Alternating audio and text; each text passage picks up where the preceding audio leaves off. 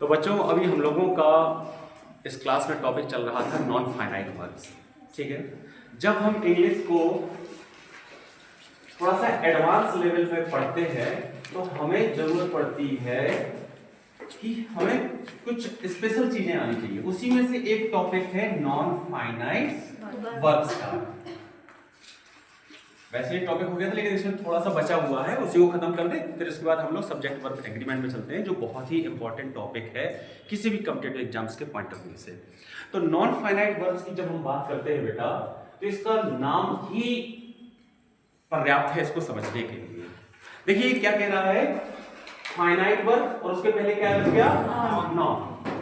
मतलब वो वर्ड्स जो फाइनाइट नहीं। तो फाइनाइट वर्ड्स कौन नहीं होती है? जो सर सब्जेक्ट से कोई संबंध नहीं रखती, जिनका सब्जेक्ट के नंबर और पर्सन से कोई लेना देना नहीं होता है। मतलब सब्जेक्ट चाहे सिंगुलर हो चाहे प्लूरल हो, इसका वर्ब के ऊपर कोई भी इफेक्ट नहीं पड़ता है। तो ऐसी वर्ब्स कहलाती हैं नॉन फाइनाइट वर्ब्स। क्लियर? दूसरी बात, ये जो नॉन फाइनाइट वर्ब्स हैं बेटा, ये केवल कहने के लिए वर्ब है। इनको हम वर्ब कह रहे हैं लेकिन ये वास्तव में वर्ब का काम नहीं करती हैं। ये सेंटेंस में या तो नाउन का काम करेंगी, या एडजेक्टिव का काम करेंगी, या एडवर्ब का काम करेंगी। समझ गए? ये कहने के लिए वर्ब हैं, ये केवल धोखा देती हैं हमें। ये सेंटेंस में नाउन का, एडजेक्टिव का या एडवर्ब का काम करती हैं। तो फिर वर्ब कौन होता है? वर्ब हमारी वही है, फाइनाइट। थोड़ा सा डिफिकल्ट हो रहा होगा लेकिन तुम्हें ये चीज समझनी होगी अगर इंग्लिश को सीखना है। अच्छा एक बात और बता दें, आज का जो टाइम है ना, अगर तुम अपने आप को पढ़ा लिखा कहना चाह रहे हो कि हम एजुकेटेड हैं, हम ग्रेजुएट हैं, बड़ी विडंबना की स्थिति आ जा रही है कि आजकल लोग ग्रेजुएट होते जा रहे हैं लेकिन वो सिंगल लैंग्वेज पर फोकस कर रहे हैं, जबकि नीड किस चीज की है कि हमें कम से कम 3 भाषाओं का नॉलेज हो, हमें 3 लैंग्वेजेस आनी चाहिए। लेकिन हम केवल सिंगल लैंग्वेज पर टिके हुए हैं कि अगर हमें हिंदी आती है सफिशिएंट, या हमें इंग्लिश आती है सफिशिएंट है। ऐसा बिल्कुल भी नहीं है।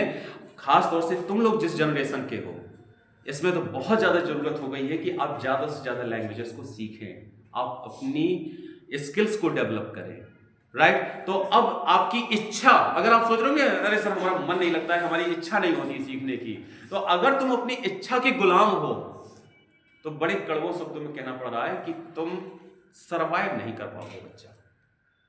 अगर तुम अपनी इच्छा के हमारा सर पढ़ने में मन ही नहीं लगता, हमारी तो इच्छा ही नहीं है, तो केवल और केवल तुम टाइम पास कर रहे हो फिर, है ना? क्योंकि कोई चीज इच्छा से थोड़ी चलती है। क्योंकि जहां आज आप लोग बैठे हो वहां कल हम भी बैठे थे, हमारी भी इच्छा नहीं करती थी, लेकिन पढ़नी पड़ेगी ना, क्योंकि this is the need of the current time. तो अब नॉन फाइनाइट वर्ब्स को अगर हम थोड़ा सा फोकस करके समझें तो ये वो वर्ब्स हैं जो केवल कहने के लिए वर्ब्स हैं। ये केवल कहने के लिए वर्ब्स हैं, ये सेंटेंस में वर्ब का काम नहीं करती हैं। ओके? ये या तो सेंटेंस में नाउन का काम करेंगी, या एडजेक्टिव का काम करेंगी, या फिर बेटा एडवर्ब का काम करेंगी, है ना? तो एक एक स्टेप करके आगे बढ़ते हैं, फिर आज टॉपिक इसको अभी बहुत जल्दी खत्म करते हैं। नॉन फाइनाइट वर्ब्स मतलब जो वर्ब्स फाइनाइट ना, क्योंकि 2 चीजें होती हैं। जैसे हम कहें कि दिन क्या है, जो रात नहीं है ना? दिन क्या है, जो रात नहीं है। तो नॉन फाइनाइट वर्ब्स क्या है, जो फाइनाइट वर्ब्स नहीं है। फाइनाइट वर्ब्स क्या होती है बेचारी? फाइनाइट। फाइनाइट का मतलब होता है लिमिटेड। Finite means limited. तो वो वर्ब्स जो लिमिटेड हो, सीमित हो। और क्यों है ये लिमिटेड फाइनाइट वर्ब्स? क्योंकि बेटा ये जो फाइनाइट वर्ब्स होती हैं ये सब्जेक्ट से बंधी होती है। अभी हमारा जो अगला टॉपिक होगा सब्जेक्ट वर्ब एग्रीमेंट।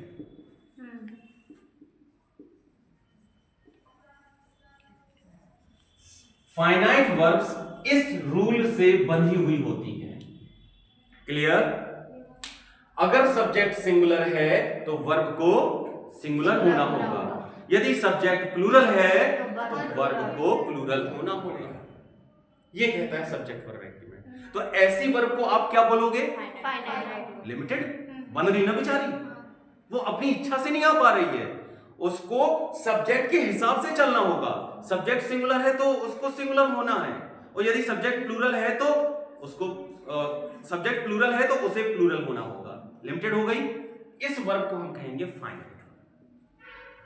तो नॉन फाइनाइट वर्ब क्या है? ये वाली नहीं, ये वाली वर्ब नॉन फाइनाइट नहीं है। पहला तुम्हें कॉन्सेप्ट समझ में आ गया, ठीक। अब जब कोई सेंटेंस होता है बेटा, कोई भी सेंटेंस तुम पढ़ोगे इंग्लिश का, आज का तुम न्यूज़पेपर उठा लेना या कोई मैगजीन उठा लेना या कोई नॉवेल उठा लेना, जब तुम उसमें सेंटेंस पढ़ोगे तो तुम्हें ये वाली वर्ब, ये वर्ब कौन सी है? Finite verb. क्यों? क्योंकि ये वर्ब अपने से पहले आए हुए सब्जेक्ट से बनी हुई है। बिना फाइनाइट वर्ब के कोई भी सेंटेंस कभी नहीं बन सकता, कंप्लीट नहीं, बन ही नहीं सकता। It is not possible to make a sentence without a finite verb. Finite verb ना हो सेंटेंस हो ही नहीं सकता। Is it clear? तो सेंटेंस बनाने के लिए इसेंशियल कौन हुआ? फाइनाइट या नॉन फाइनाइट? फाइनाइट। ये दूसरी चीज हमने जानी। हमें फाइनाइट वर्ब भले वो लिमिटेड है, बेचारी सीमा में बंधी हुई है, लेकिन सेंटेंस बनाने के लिए हमें इसी की जरूरत पड़ती है।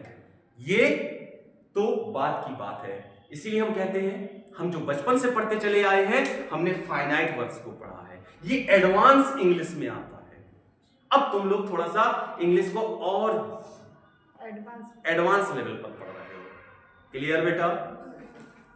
फाइनाइट वर्ब्स तो बचपन से पढ़ते चले आ रहे हैं ना। यदि सब्जेक्ट सिंगुलर हो तो वर्ब की फर्स्ट फॉर्म में एस या एस लगा देते हैं, सब्जेक्ट प्लूरल हो तो वर्ब की फर्स्ट फॉर्म ले देते हैं। ये तो पढ़ते आए हो। सब्जेक्ट ही हो तो हैज लगाते हैं, सब्जेक्ट यू वी दे हो तो हैव लगाते हैं, है ना। ये तुम्हें छोटे से सिखाया गया, क्योंकि हम लोगों का जो माइंड होता है वो इतना विकसित नहीं हो पाता है ये सारी बातें उस समय समझ सके। लेकिन अब तुम लोग लगभग सभी लोग यहाँ पर 10+2 होंगे, 10+2 पास आउट होंगे, तो अब ये सारी चीजें तुम लोगों को मालूम होना बहुत जरूरी है कि क्यों हम ही के साथ हैज लगाते हैं, हम ही के साथ हैव क्यों नहीं लगा सकते। ही के साथ हम हैव क्यों नहीं लगा सकते? इसलिए नहीं लगा सकते क्योंकि सब्जेक्ट और वर्ब के बीच में एक एग्रीमेंट हो रखा है। ही सिंगुलर है तो हैज लगाना पड़ेगा क्योंकि हैज सिंगुलर है, और यू प्लूरल है तो हमें यू के साथ हैव लगाना पड़ेगा। क्लियर? इसलिए ये रूल तुम्हें बताए गए थे। तो फाइनाइट वर्ब बहुत जरूरी है किसी भी सेंटेंस में। नॉन फाइनाइट वर्ब हो भी सकती है, नहीं भी हो सकती है, वो हमारी जरूरत, वो किस पर निर्भर करेगा बेटा? जरूरत पर निर्भर करेगा। तो नॉन फाइनाइट वर्ब्स वो वर्ब्स होती हैं जिनके ऊपर सब्जेक्ट के नंबर और पर्सन का कोई प्रभाव नहीं पड़ता है। एग्जाम्पल के तौर पर हमने लिखा to walk is a good exercise. यहां पर ध्यान से देखो, हमारी वर्ब क्या है? इज। वर्ब के पहले क्या आता है? सब्जेक्ट। ये सब्जेक्ट हो गया, ठीक है। जब हमारी वर्ब बी हो, कई बार हमने तुम लोगों को बताया, और एक ही चीज को हम बार बार इसलिए बताते हैं क्योंकि हमारे लिए एक टीचर थे, आज इस मंच से मैं उनका नाम लूंगा, डॉक्टर मनोज सर। वो कहते थे एक ही चीज आप बच्चों को बताएं लेकिन बार बार बताएं ताकि वो हमारे जहन में बैठ जाए। हम 100 रूल पढ़ें और हमें 2 भी याद ना रह जाएं, ये ज्यादा अच्छा नहीं है। हम 5 रूल पढ़ें और 5 हमें याद हो जाएं, ये ज्यादा फायदेमंद है ना। तो जब हमारी वर्ब बेटा क्या हो? बी हो। बी के कितने रूप होते हैं? 5। Is am are was. जब हमारी वर्ब वी हो तो ये बी है ना, उसके बाद कॉम्प्लीमेंट आता है। उसके बाद क्या आता है कॉम्प्लीमेंट। अब ये बेटा इसको जो कॉम्प्लीमेंट है, जब तुम ग्रामर की बुक पढ़ोगे, चाहे रैन मार्टिन पढ़ो, नेस्फील्ड साहब को पढ़ो, बहुत अच्छी बुक्स हैं। हम तुम्हारा इंटरेस्ट क्रिएट कर रहे हैं कि अभी तो हम ये नहीं कहेंगे कि तुम रैन मार्टिन खरीद लाओ, नेस्फील्ड को खरीद लाओ, जिनको हम रिकमेंड करें। आप तो सिंपल इंटरमीडिएट की एक्सेलेंट खरीद लो और हो ऑलरेडी तो उसको पढ़ना शुरू कर दो। इंटर में पढ़ाई सभी ने की है, उसमें इंग्लिश ग्रामर की एक बुक खरीदी होगी एक्सेलेंट, उसको फिर से पढ़ना शुरू करो। उस समय वो चीजें नहीं समझ में आती थी, लेकिन अब समझ में आएंगी। क्यों? क्योंकि अब तुम्हारा माइंड मैच्योर हो चुका है और फिर हम कुछ बता रहे हैं, कुछ इससे भी क्लियर होगा, कुछ तुम खुद क्लियर कर लोगे। हाँ, तो इसको बेटा ये क्या कर रहा है, ये सब्जेक्ट के बारे में हमें इंफॉर्मेशन दे रहा है कि टहलना एक अच्छी एक्सरसाइज है। तो ये इसको कंप्लीट कर रहा है, इसको हम कॉम्प्लीमेंट बोलेंगे, है ना। अब तुम्हें एक और मजे की बात बता दे रहे हैं यहां पर, ये जो सब्जेक्ट कॉम्प्लीमेंट है इसको क्या बोलते हैं हम? Subject complement. ये नाउन हो सकता है, ये प्रोनाउन हो सकता है, ये एडजेक्टिव हो सकता है, या ये एडवर्ब ऑफ टाइम या प्लेस। बस इतनी चीजें हो सकती हैं। ये जो सब्जेक्ट कॉम्प्लीमेंट है बी के बाद, वो सब्जेक्ट कॉम्प्लीमेंट कब आएगा? बी के बाद, है ना। ये इतनी चीजें हो सकती हैं। कैसे? एक एक करके देखेंगे हम लोग। जैसे मैंने बोला आई, फिर बी आएगा एम, बी के 5 रूप होते हैं, एज एम आर बाजवर। आई एम अ टीचर हो गया now, I am a teacher. तो यहां पर सब्जेक्ट कॉम्प्लीमेंट कौन है बेटा? नाउन। ठीक है, मैं बोलूं it is I, it is I, कौन है?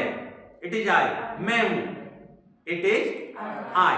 अब यहां पर कंटेंशन है, हम उतने अभी डीप में तुम लोगों को नहीं बताएंगे। कुछ लोग कहते हैं कि इट इज मी, कुछ लोग कहते हैं it is I. It is I सही है, क्योंकि ये क्या है? ऑब्जेक्ट नहीं है, ये कॉम्प्लीमेंट है, तो हम आई ही यूज करेंगे। इट इज आई, कौन है? मैं। प्रोनाउन हो गया, है ना। हमने बोला you are happy, you are happy, तो हमारा सब्जेक्ट कॉम्प्लीमेंट कौन हो गया? एडजेक्टिव हो गया, हो गया ना। यू आर हैप्पी, अब सब्जेक्ट कॉम्प्लीमेंट कौन हो गया? एडजेक्टिव हो गया। नाउन भी देख लिया हमने, प्रोनाउन भी देख लिया, एडजेक्टिव भी देख लिया। क्लियर? बोलते हो ना आई एम सैड, तो सैड क्या है यहां पर? Subject complement. I am sad, you are dirty, she is beautiful, तो ब्यूटीफुल कॉम्प्लीमेंट है। ऐसे समझना है तुम लोगों को, ठीक है ना। कोई भी सेंटेंस पढ़ो उसमें ग्रामर लगा दो पूरी। हाँ सर, जिस तरह आपने it is I and it is me का डिफरेंस बताया था, हाँ। सर जैसे कभी जैसे मूवीज भी अगर इंग्लिश मूवीज देखते हैं हम्म। तो उसमें सर ज्यादातर वो यही बोलते हैं कि इट्स मी, इट्स मी। हम इसीलिए तुम लोगों को बता दिए ना कि वो एक बहस का टॉपिक हो गया, डिबेट का टॉपिक हो गया कि वो इट इज मी होना चाहिए या इट इज आई होना चाहिए, ठीक है ना। ग्रामेरियंस में इस बात को लेकर डिबेट है, तो हम उस डिबेट में पढ़ ही नहीं रहे हैं अभी, है ना। कुछ लोग इसको सही मानते हैं, कुछ लोग इसको सही मानते हैं, तो दोनों सही है। हमें तो डिबेट में पढ़ना ही नहीं ना। इट इज आई भी सही है और इट इज मी भी सही है। ज्यादातर तो यही बोलते हैं it is me, it's me, है ना। बिल्कुल सही बोलते हैं वो। तो एडजेक्टिव भी हमने देख लिया बेटा। अब क्या बचा? Adverb of time and place. Adverb of time क्या होता है? जो टाइम बताए, है ना। जैसे मैंने क्या कहा, your class will be tomorrow, your class subject हो गया, विल बी आ गया बी ना। Your class will be tomorrow, तो टुमारो क्या है? टुमारो यहाँ पर एडवर्ब ऑफ टाइम है और कंप्लीट कर रहा है सेंटेंस को, इसलिए सब्जेक्ट कॉम्प्लीमेंट हो गया। मैं कहूं आई एम फ्रॉम मुस्कुरा, आई एम फ्रॉम मुस्कुरा, तो फ्रॉम मुस्कुरा क्या है? Adverb of place. ये बता रहा है कि मैं कहां से हूं, समझ। नाउन नहीं है फ्रॉम मुस्कुरा, ये एडवर्ब ऑफ प्लेस, कॉम्प्लीमेंट। समझ में आ गई बात ना बेटा? ओके। तुम किसी अपने दोस्त से बोलो I am here, I am here, तो आई एम हेयर, HERE, तो हेयर क्या हो गया बेटा? Adverb of place. तो आई एम हेयर, यहां पर ये कंप्लीट कर रहा है ना। आई एम ये अधूरा वाक्य था, हेयर यहाँ इसको कंप्लीट करा तो सब्जेक्ट कॉम्प्लीमेंट हो गया। समझ गए ना? ये बहुत बेसिक बात है जिसको हमें पहले जानना जरूरी है। जब ये हम जान जाएंगे तो आगे की बातें हमको ऑटोमेटिकली जानने की इच्छा हमें आ जाएगी। समझ गए ना? फिर हमें कहना नहीं पड़ेगा। जैसे किसी को जबरदस्ती एक दिन कोई काम कराओ, 2 दिन कराओ, फिर उसकी हैबिट पड़ जाती है कि हम इतना जान गए हैं, अब आगे हम और खुद जानेंगे। ठीक है बेटा? तो ये हो गया हमारा सब्जेक्ट कॉम्प्लीमेंट। अरे ये बता रहे थे इसलिए बता रहे थे, हमारा टॉपिक क्या था? Non finite. To walk is a good exercise. ये समझा रहे थे तुम्हें ना? ये सब्जेक्ट था, ये वर्ब थी, और ये कॉम्प्लीमेंट सब्जेक्ट कॉम्प्लीमेंट था। अब ये जो सब्जेक्ट देख रहे हो बेटा, सब्जेक्ट की जगह पर केवल नाउन आ सकता है या फिर प्रोनाउन आ सकता है। ये केवल 2 ही लोगों को, जैसे अभी हमने बताया ना, सब्जेक्ट कॉम्प्लीमेंट एडजेक्टिव भी हो सकता है, एडवर्ब भी हो सकता है, नाउन प्रोनाउन भी हो सकता है। तो ये तो बहुत सारी चीजें हो सकता है, लेकिन सब्जेक्ट केवल नाउन या प्रोनाउन ही हो सकता है। इवन एडजेक्टिव भी कभी सब्जेक्ट नहीं बन सकता। कभी नहीं तुम कह सकते हो beautiful is good, beautiful is good, गलत। या beautiful is liked by everyone, गलत। Beauty is liked. ब्यूटीफुल को जब तुम क्या बना दोगे? ब्यूटी बना दोगे, क्योंकि ब्यूटीफुल एडजेक्टिव है, उसका नाउन क्या है? ब्यूटी। तो ये भी तुम लोगों को सीखना पड़ेगा कि कोई दिया गया शब्द, जो वर्ड तुम्हें दिया गया है, वो किस पार्ट ऑफ स्पीच को बिलोंग करता है। ये तुम्हारा काम है। कोई भी दिया गया शब्द कौन सा पार्ट ऑफ स्पीच है। जैसे गुड कौन सा पार्ट ऑफ स्पीच है? एडजेक्टिव। एक्सरसाइज कौन सा पार्ट ऑफ स्पीच है? नाउन। अब ये हम कैसे पहचानेंगे सर? इसके लिए पूरा हमने तुम्हें पार्ट्स ऑफ स्पीच पढ़ाए हैं, है ना? कि जब कोई नाम बताए तो वो नाउन है। एक्सरसाइज क्या कर रहा है? नाम बता रहा है ना। जो हम फिजिकल एक्टिविटी करते हैं उसको नाम क्या दिया गया है? एक्सरसाइज। तो नाम है तो नाउन। और इस एक्सरसाइज की विशेषता बता रहा है गुड, तो एडजेक्टिव। नाउन की विशेषता बताने वाले को हम एडजेक्टिव कहते हैं। समझ गए ना बेटा बात? तो कोई भी सब्जेक्ट, किसी भी सेंटेंस का सब्जेक्ट केवल नाउन हो सकता है या प्रोनाउन। अब ये जो देख रहे हो ये सब्जेक्ट की जगह पर है, और सब्जेक्ट हो सकता है नाउन या प्रोनाउन। इसका मतलब ये निकला कि ये यहां पर एज ए नाउन काम कर रहा है। ये तो मतलब निकला। रीजनिंग पढ़ते हो कि नहीं? रीजनिंग में कहा जाता ना, कुछ डॉग कैट्स हैं, है ना, और कुछ कैट्स लायंस हैं। तो इसका मतलब कुछ डॉग लायन है। यही तो मतलब निकला भाई। कुछ कुत्ते बिल्ली हैं और कुछ बिल्ली शेर हैं। तो जो कुत्ते बिल्ली होंगे वही हो सकता है बिल्ली शेर हो। समझ गए ना? यही चीज यहां पर देखना है तुम्हें। टू वॉक सब्जेक्ट है, और सब्जेक्ट कौन हो सकता है? नाउन या प्रोनाउन। तो और ये सब्जेक्ट की जगह पर लिखा है, इसका मतलब ये यहां पर नाउन का काम कर रहा है ना? देखने में क्या लग रहा है बताओ? वर्ब लग रही ना? बस यही तो हमें इंग्लिश पढ़ने में प्रॉब्लम क्रिएट हो जाती है। हमें जब हम कोई सेंटेंस पढ़ते हैं तो हमें यही नहीं समझ में आता कि इस सेंटेंस की फाइनाइट वर्ब कौन है और नॉन फाइनाइट वर्ब कौन है, और हम उसका फिर मीनिंग नहीं निकाल पाते। हाँ, वो हम सब बता रहे हैं। तो ये देखने में तुम्हें वर्ब लग रही है बेटा, लेकिन इस सेंटेंस में ये वर्ब का काम नहीं करता। वर्ब का काम तो ये कर रहा है। ये यहां पर किसका काम कर रहा है? नाउन का काम कर रहा है। क्लियर? तो हम चूंकि ये नाउन का काम कर रहा है, वो बना किससे है? वर्ब से। वर्ब से बना है, नाउन का काम कर रहा है। इसलिए तुम लोगों को किताब में ये वर्बल नाउन मिल सकता है। किसको क्या कहा जाए? Verbal noun. काम कर रहा है नाउन का, बना है वर्ब से, तो वर्बल नाउन हो गया। ये हम इसलिए नहीं बता रहे क्योंकि बहुत ज्यादा नाम भी याद करना थोड़ा सा डिफिकल्ट हो जाएगा, क्योंकि इंग्लिश अकेले थोड़ी पढ़नी है ना? बहुत सारी चीजें पढ़नी, ज्योग्राफी पढ़नी, हिस्ट्री पढ़नी है, सारी यही याद करते रहेंगे तब तो हो जाएगा। तो बेटा इस सेंटेंस में ये नाउन का काम करना है, क्लियर?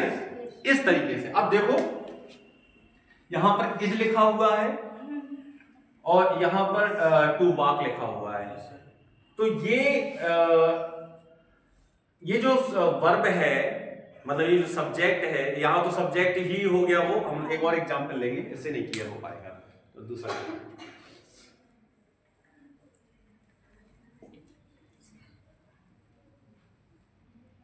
आगे बढ़ते हैं, फिर उसी में समझाएंगे तुम्हें। नॉन फाइनाइट वर्ब बेटा इंग्लिश लैंग्वेज में कितनी है? तीन है। पहली है तुम्हारी जीरन, दूसरी है इन्फिनेटिव, तीसरी है पार्टिसिपल।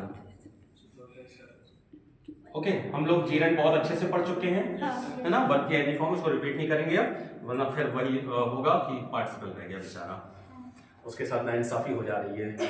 तो जीरन वर्ब की आईएनजी फॉर्म है। इसके हमें टू फॉर्म्स देखने को मिलती हैं, एक सिंपल जीरन और दूसरा परफेक्ट जीरन। सिंपल जीरन हम तब यूज करते हैं जब काम फाइनाइट वर्ब के साथ साथ हो रहा है, ठीक है? फाइनाइट वर्ब की, क्योंकि फाइनाइट वर्ब तो होगी, फाइनाइट वर्ब को आप रिप्लेस नहीं कर सकते, हटा नहीं सकते हो। नॉन फाइनाइट यूज करो या ना करो ये आपकी इच्छा है, लेकिन फाइनाइट वर्ब को यूज ना करो तो सेंटेंस ऐसा नहीं हो सकता, सेंटेंस बनेगा ही नहीं आपका, क्लियर? तो वर्ब की आईएनजी फॉर्म, मतलब इसको हम कहते हैं सिंपल जीरन। इसका यूज हम तब करते हैं जब हमारी मेन वर्ब के साथ साथ वो काम जारी हो। लेकिन यदि मेन वर्ब मतलब फाइनाइट वर्ब, यदि फाइनाइट वर्ब के पहले वो काम हो चुका है तो हम परफेक्ट जीरन का यूज करते हैं। तो ये हो गई हमारा सिंपल जीरन, और इसको सिंपल जीरन बोल देते हैं, ठीक है बेटा? और दूसरा हो जाता है परफेक्ट जीरन, जो होता है हैविंग प्लस वर्ब की थर्ड फॉर्म, ठीक है? जैसे आई regret having talked to him. I regret having talked to him. बेटा बड़े ध्यान से समझना है, ऐसे ही सेंटेंस अब तुम्हें एडवांस इंग्लिश में मिलने वाले हैं। रिग्रेट क्या है? सेंटेंस, हमें ग्रामर मीनिंग बाद में बताएंगे। क्या है? वर्ब है, ठीक है?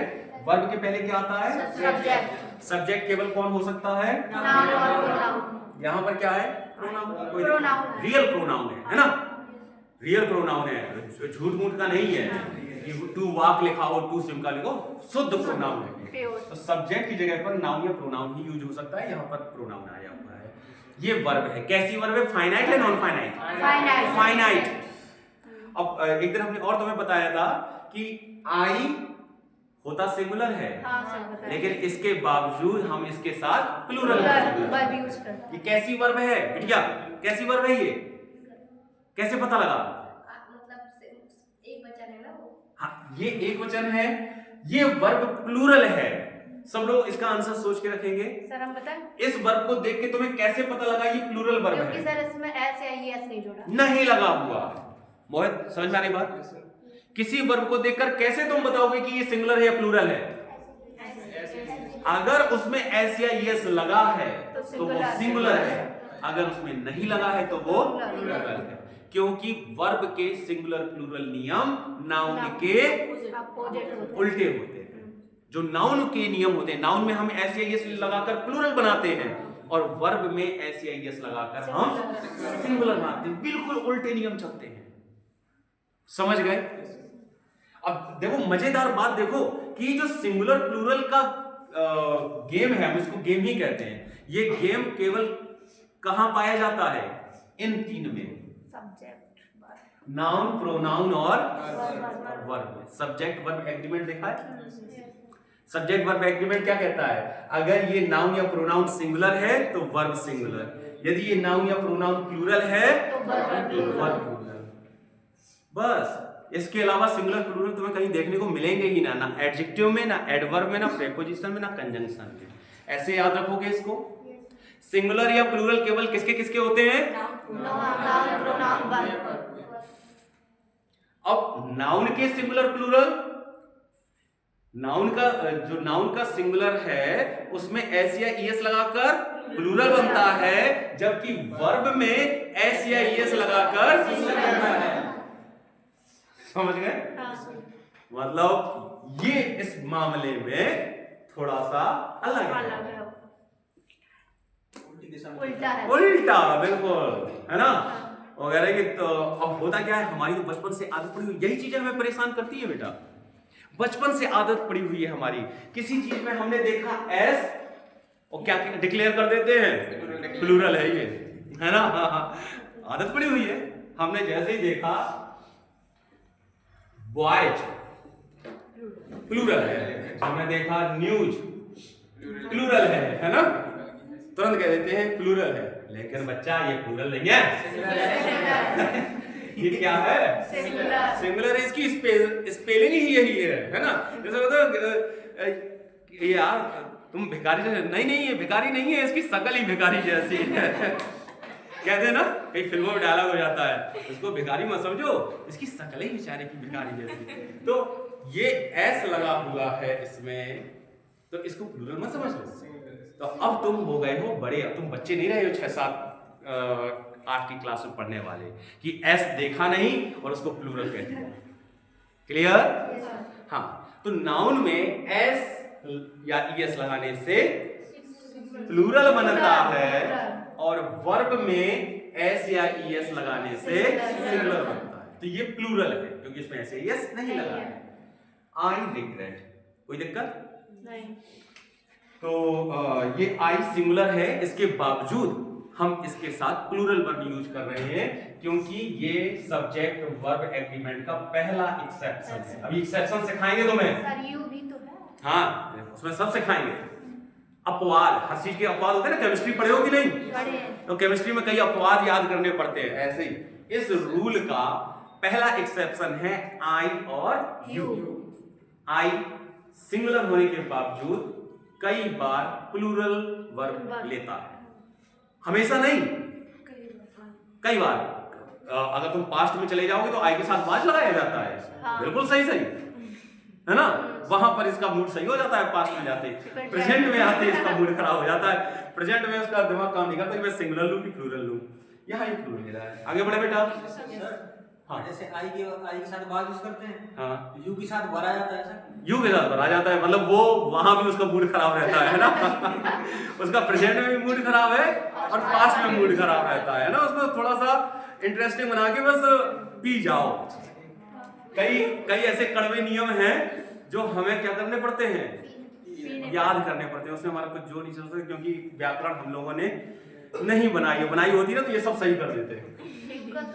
देखो बेटा, ऑब्जेक्ट कैसे पता लगाते हो, हम ये कई बार तुम्हें सिखा चुके हैं। वर्ब में वाट या हुम का यूज करते हैं। वेरी गुड, वाट। आज और एक मजेदार चीज सिखाएंगे इसी के आगे।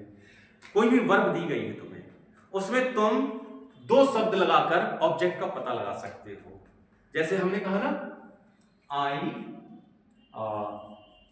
Wrote a letter. अब इसमें तुम रोट में व्हाट या हूम, ये 2 चीजें पता लगाकर ऑब्जेक्ट का पता लगा। मैंने क्या लिखा, व्हाट मन क्या होता है, क्या?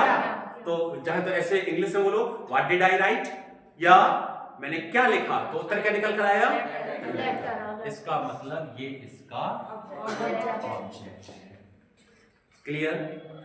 हूम लगाओगे तो भी तुम्हें आंसर मिलेगा। जैसे आई टीच स्टूडेंट्स, इसमें तुमने क्या लगाया था, व्हाट। इसमें बेटा फिर वही चीज व्हाट या हूम। इसमें व्हाट से आंसर नहीं मिलेगा। मैं क्या पढ़ाता हूं, कोई आंसर नहीं मिला। मैं किसको पढ़ाता हूं, स्टूडेंट्स। हमने इसमें हूम लगाया तो हमें पता चला ये ऑब्जेक्ट है। क्लियर बेटा? यहां तक कोई समस्या? तो वर्ब में व्हाट या हूम लगाओगे तो तुम्हें ऑब्जेक्ट का पता लग जाएगा। और अगर तुम्हें आंसर मिल गया तुम तुरंत कह सकते हो कि ये टीवी है। वो देखने वाली टीवी नहीं, ट्रांजिटिव वर्ब है।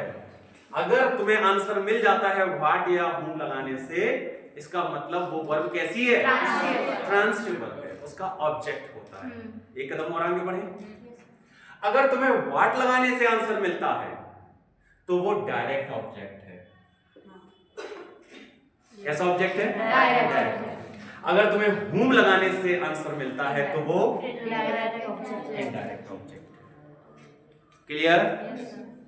अगर हूम लगाने से आंसर पाते हो इनडायरेक्ट। ऑब्जेक्ट भी दो तरह के हो जाते हैं, डायरेक्ट ऑब्जेक्ट, इनडायरेक्ट ऑब्जेक्ट। समझ गए बेटा? ओके। ये क्या है ना, जैसे तुम इंग्लिश को थोड़ा सा पढ़ोगे, क्योंकि ये छोटी मोटी यदि सिंपल सिंपल चीज़ों से तुम्हारा काम होने वाला नहीं है। अगर लक्ष्य बड़ा बनाओगे, हाँ लक्ष्य अगर तुमने बहुत छोटा सा बना लिया तो फिर तो कोई बात ही नहीं है, फिर तो ना भी पढ़ो तो काम चल जाएगा। लेकिन अगर बड़ा लक्ष्य बनाया है, एडवांस बनाया, तो तुम्हें एडवांस स्टडी भी करनी पड़ेगी कि नहीं? फिर तुम्हें बाल की खाल निकालनी पड़ेगी, थोड़ा सा टीचर की हेल्प से, थोड़ा बुक्स की हेल्प से और थोड़ा खुद की हेल्प से। तो ये हो गए तुम्हारे डायरेक्ट ऑब्जेक्ट और इनडायरेक्ट ऑब्जेक्ट, जिनका हम पता लगाते हैं व्हाट या हूम लगाते हैं। हमने इसमें लगाया आई रिग्रेट, मैं क्या पछताता हूं, उससे बात करना। मैं क्या पछताता हूं? उससे बात करना, मुझे इस चीज का पछतावा है। क्लियर? तो ये आंसर निकल के आया कि नहीं निकल के आ रहा है? बोलो। मैं क्या पछताता हूं? उससे बात करना, इस बात का मुझे पछतावा है। क्लियर? ये क्या हो गया बेटा? ऑब्जेक्ट हो गया ना? ओके। जैसे हमने तुम्हें सब्जेक्ट के बारे में बताया, सब्जेक्ट केवल कौन हो सकता है? ऐसे ऑब्जेक्ट के बारे में जान लो। ऑब्जेक्ट केवल कौन हो सकता है? ये कॉम्प्लीमेंट ना है। कॉम्प्लीमेंट में नाउन भी हो सकता था, प्रोनाउन भी हो सकता था, एडजेक्टिव भी हो सकता था, एडवर्ब भी हो सकता था। ये कॉम्प्लीमेंट ना, ये क्या है? ऑब्जेक्ट। क्लियर? सर जैसे सर ये लिखा आई रोट अ लेटर, तो सर क्या इसमें कॉम्प्लीमेंट हो सकता है? कौन?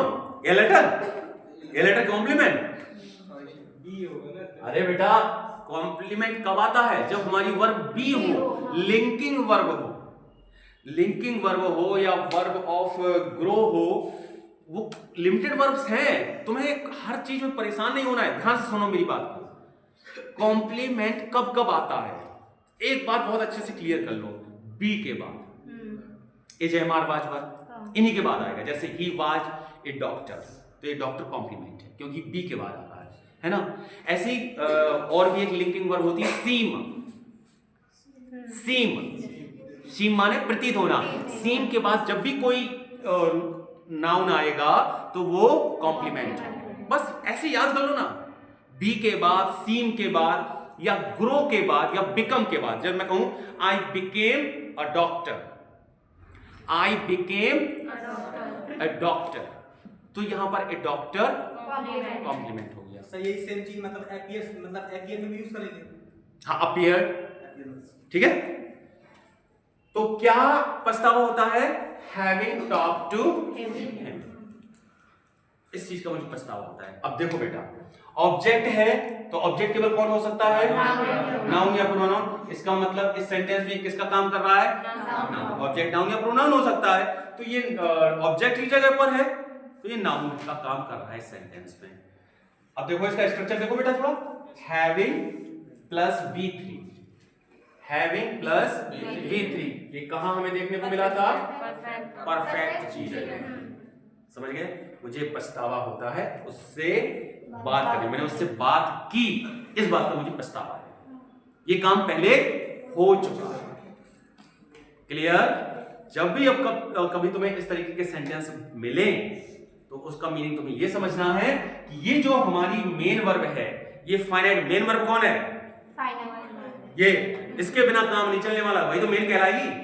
जैसे घर में 10 सदस्य हैं, लेकिन एक सदस्य मेन होगा जिसको हम मुखिया कहते हैं, है ना? उसके बिना उस घर का अस्तित्व नहीं होगा। तो ऐसे ही ये वर्ब जो सब्जेक्ट के साथ बंधी हुई है, वही मेन वर्ब है हमारी, है ना?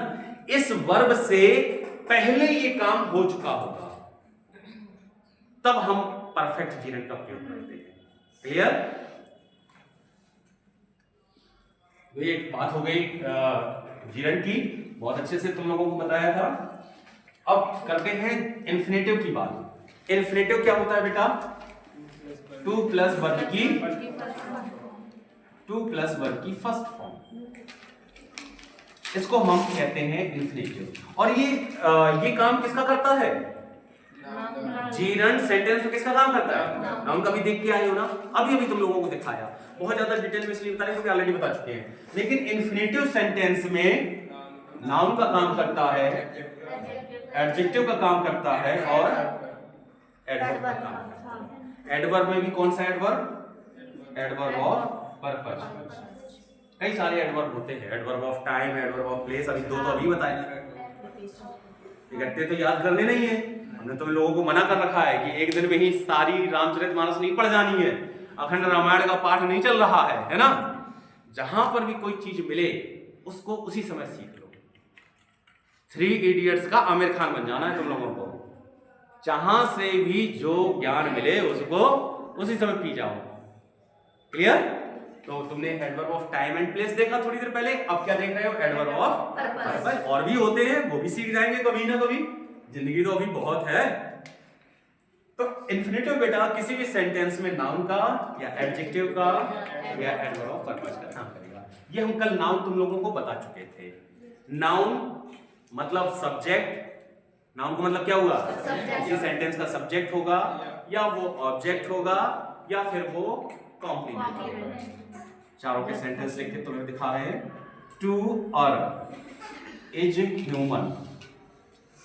देखो इस सेंटेंस को, ये अलेक्जेंडर पोप इंग्लैंड के एक बहुत बड़े पोएट थे, कवि थे, उनका दिया गया सेंटेंस है। To err is human and to forgive is divine. जैसे हमारे हिंदी में कहते हैं ना, हाँ, क्षमा करना बड़ों का काम है और गलती करना छोटों का काम है। तो टू अर्न इज ह्यूमन, इसको गौर से देखो बेटा, ये इज क्या है? यहाँ पर वर्ब है। वर्ब के पहले क्या आता है?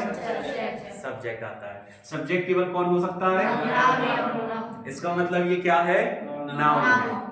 2 प्लस वर्ब की फर्स्ट फॉर्म, काम कर रहा है नाउन का, इसका मतलब ये कौन से भाई साहब है? इन्फिनेटिव है ना। जैसे हमारे घर में आते हैं, मान लो 3 फूफा हो, है ना। एक फूफा जब हमारे घर में आते हैं तो खास के आते हैं, है ना।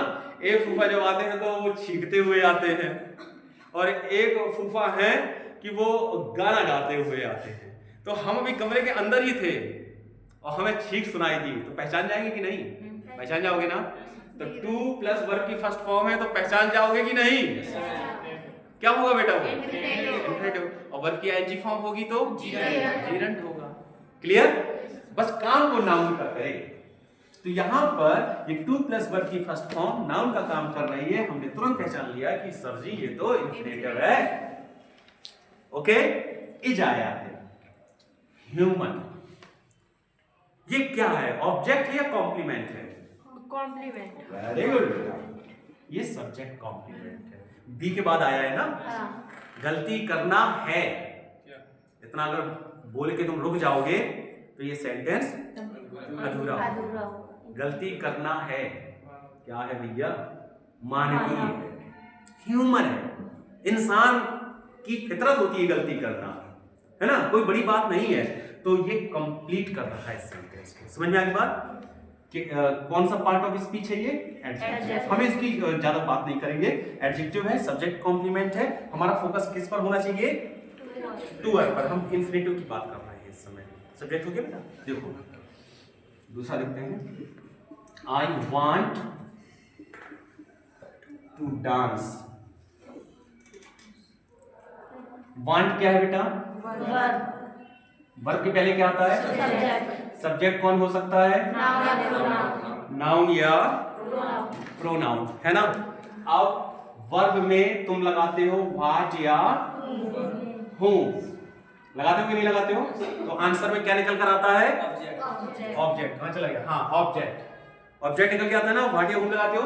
मैं चाहता हूं, क्या चाहता हूं? नाचना। ये हो गया ऑब्जेक्ट। ऑब्जेक्ट हो सकता है केवल नाउन या प्रोनाउन प्रोनाउन। इसका मतलब ये यहाँ पर क्या है, इंफिनिटिव नाउन। नाउन नाउन का काम कर रहा है ना। टू प्लस वर्ब की फर्स्ट फॉर्म जब नाउन का काम करे तो हम उसे क्या कहते हैं, इंफिनिटिव इन्फिनेटिव।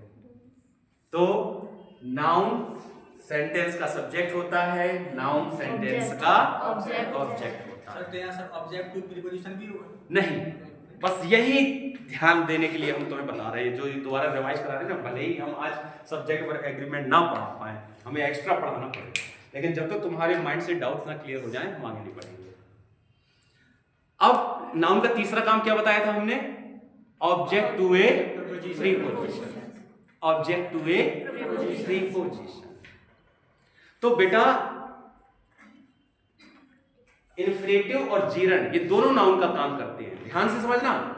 जीरंड और इन्फिनेटिव दोनों के दोनों नाउन का काम करते हैं।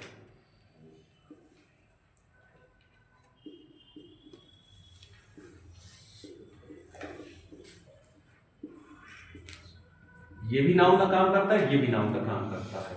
ये वर्ब की आईएनजी फॉर्म है और ये टू प्लस वर्ब की फर्स्ट फॉर्म है ना।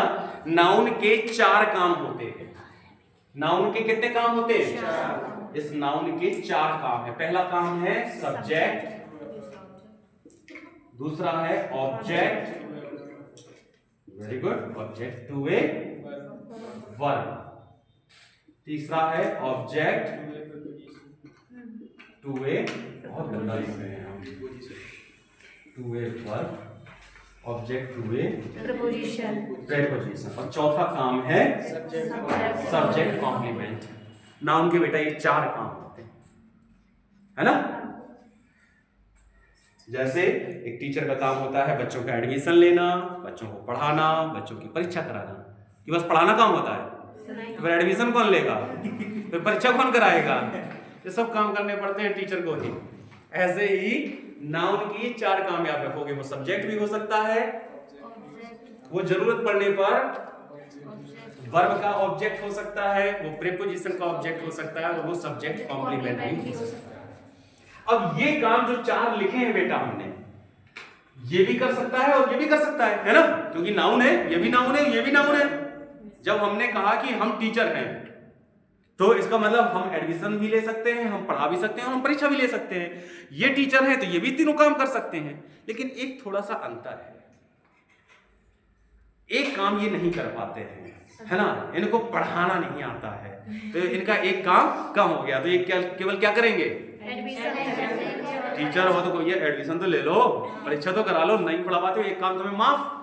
तो ऐसे ही जीरंड 4 काम करता है, लेकिन इन्फिनेटिव केवल 3 काम करता है। नाउन के 3 ही काम करता है, एक काम नहीं करता। कौन सा? देखो जब हम जीरंड की बात करेंगे बेटा, ये भी करेगा, ये भी करेगा, ये भी करेगा और ये भी करेगा, लेकिन इन्फिनेटिव सब्जेक्ट बनेगा, ऑब्जेक्ट में वर्ब बनेगा। अभी देख कर आए हो ना, क्या हो गया, पता नहीं। और वो प्रीपोजिशन का भी ऑब्जेक्ट होगा, है ना, वो वर्ब का ऑब्जेक्ट होगा, लेकिन प्रीपोजिशन का ऑब्जेक्ट इन्फिनेटिव नहीं। क्लियर? सब्जेक्ट कॉम्प्लीमेंट होगा, सब्जेक्ट कॉम्प्लीमेंट का भी काम करेगा। केवल एक काम कम हो गया, वो कौन सा है, ऑब्जेक्ट टू ए प्रीपोजिशन। ये काम सभी ने याद कर लिए कि नहीं, याद हो गए ना? हाँ, इतनी बार बता दिए कि याद हो जाना चाहिए। ओके, अब आपने कहा कि सर क्यों ऐसा, क्यों, ये तो समझा दो हमें।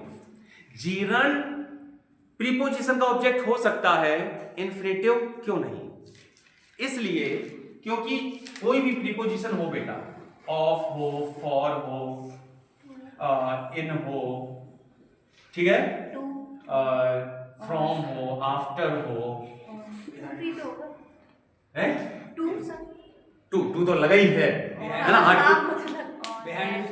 हाँ, कोई भी प्रेपोजिशन हो, प्रेपोजिशन के बाद जब कोई तुम वर्ब लगाओगे, है ना, तो वो क्या होगा, वो वर्ब क्या होगी उसका, प्रेपोजिशन के बाद क्या आता है, ऑब्जेक्ट। प्रेपोजिशन के बाद हमेशा क्या आएगा? ऑब्जेक्ट। ये नियम तुम सब लोग गांठ बांध के अपने कहीं डाल लो जेब में। प्रेपोजिशन के बाद जब भी कोई चीज आती है तो वो उसका ऑब्जेक्ट होती है। ये इतना इंपॉर्टेंट रूल है। थोड़ा सा हम टॉपिक से हटके तुम्हें बताना चाहता है। देखो, इससे तुम ग्रामर के कितने रूल्स और कितने तुम ग्रामेटिकल एरर्स कर सकते हो। The price of books is या आर इंक्रीजिंग। बहुत छोटा सेंटेंस ले लिया तुम लोगों को समझाने के लिए। ये क्या है बेटा? Is are increasing. ये वर्ब है ना? वर्ब के पहले क्या आता है? सब्जेक्ट। इतनी तो बात समझ में आने लगी होंगी। वर्ब होती है, वर्ब के पहले सब्जेक्ट आता है ना? अब हमें यहाँ पर ऑप्शन दिया गया है एग्जाम में, हम इसमें इज लगाएं या आर लगाएं? इज लगाएंगे सर। तो हम क्या लगाएंगे? क्यों? क्योंकि जब हमने सब्जेक्ट पर नजर डाली तो ये पूरा बेटा, अब इसमें सब्जेक्ट में एक नाउन नहीं है। सब्जेक्ट की जगह पर केवल कौन आ सकता है? नाउन या प्रोनाउन, है ना? लेकिन यहाँ पर नाउन ना आकर क्या है? Noun phrase. नाउन फ्रेज आया है, बस कोई दिक्कत थोड़ी है। नाउन आ सकता है, नाउन फ्रेज आ सकता है। एक शब्द है तो नाउन, एक से ज्यादा शब्द हो गए तो नाउन फ्रेज। इसमें कितने शब्द हैं? 1 2 3 4। ये नाउन फ्रेज हो गया। अब इस नाउन फ्रेज को हम समझेंगे। इसमें देखो लिखा हुआ है द प्राइस, लिखा है। फिर इसके बाद क्या आया? प्रेपोजिशन। प्रेपोजिशन आया। प्रेपोजिशन के बाद फिर एक दूसरा नाउन आया। अब ये प्रेपोजिशन के बाद आया है तो हम इतनी देर से तुम लोगों को क्या समझा रहे हैं? प्रेपोजिशन के बाद अगर कोई चीज आएगी तो वो क्या होगी? ऑब्जेक्ट होगी। और वर्ब ने एग्रीमेंट अपने पति के साथ किया कि देवर के साथ किया है?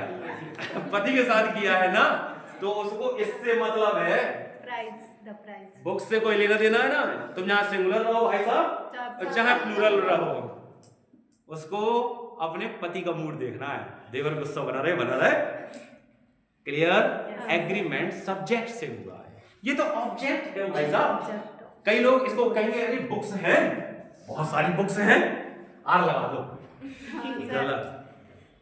ये बुक्स हमारा सब्जेक्ट नहीं है, ये ऑब्जेक्ट है। और किसका ऑब्जेक्ट है? ऑब्जेक्ट ऑफ प्रपोजिशन है। तो ऑब्जेक्ट चाहे ऑफ का हो चाहे वर्ब का हो, ऑब्जेक्ट तो ऑब्जेक्ट है ना? समझ आई बात? तो प्रेपोजिशन के बाद हमेशा अगर कोई चीज आएगी वो तो किस केस में होगी? ऑब्जेक्ट। क्लियर? तो जब भी कोई हम प्रेपोजिशन यूज करेंगे बेटा, उसका जो ऑब्जेक्ट बनेगा तो हम उसमें जीरंड का ही प्रयोग करते हैं, कभी भी इन्फिनेटिव का प्रयोग नहीं करते हैं। क्लियर? जैसे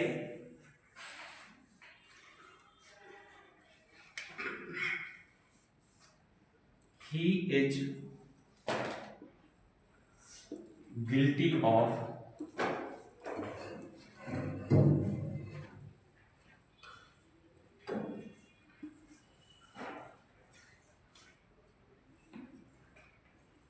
G-U-I-L-T-Y, guilty of to murder a boy। तो ये सेंटेंस अगर तुम देखो, वह अपराधी है। ऑफ आ गया ना गिल्टी के बाद? किसका अपराधी है? तो ऑफ के बाद जो आएगा वो इसका क्या हो गया?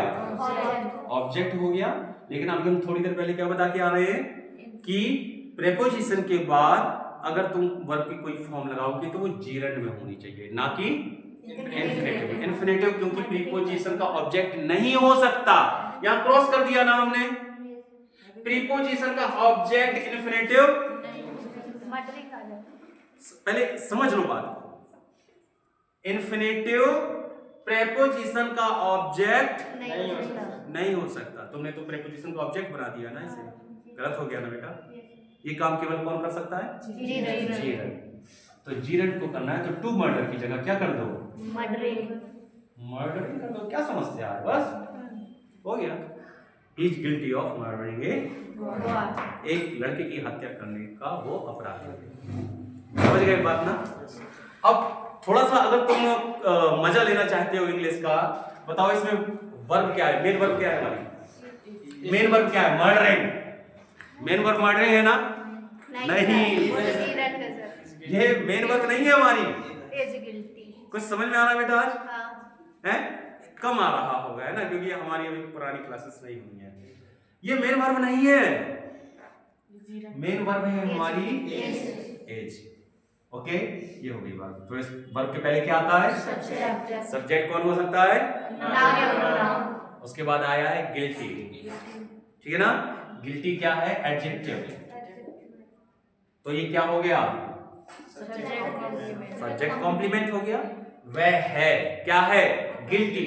जैसे कहते हैं ना, ही इज हैप्पी, वैसे ही इज गिल्टी। क्लियर?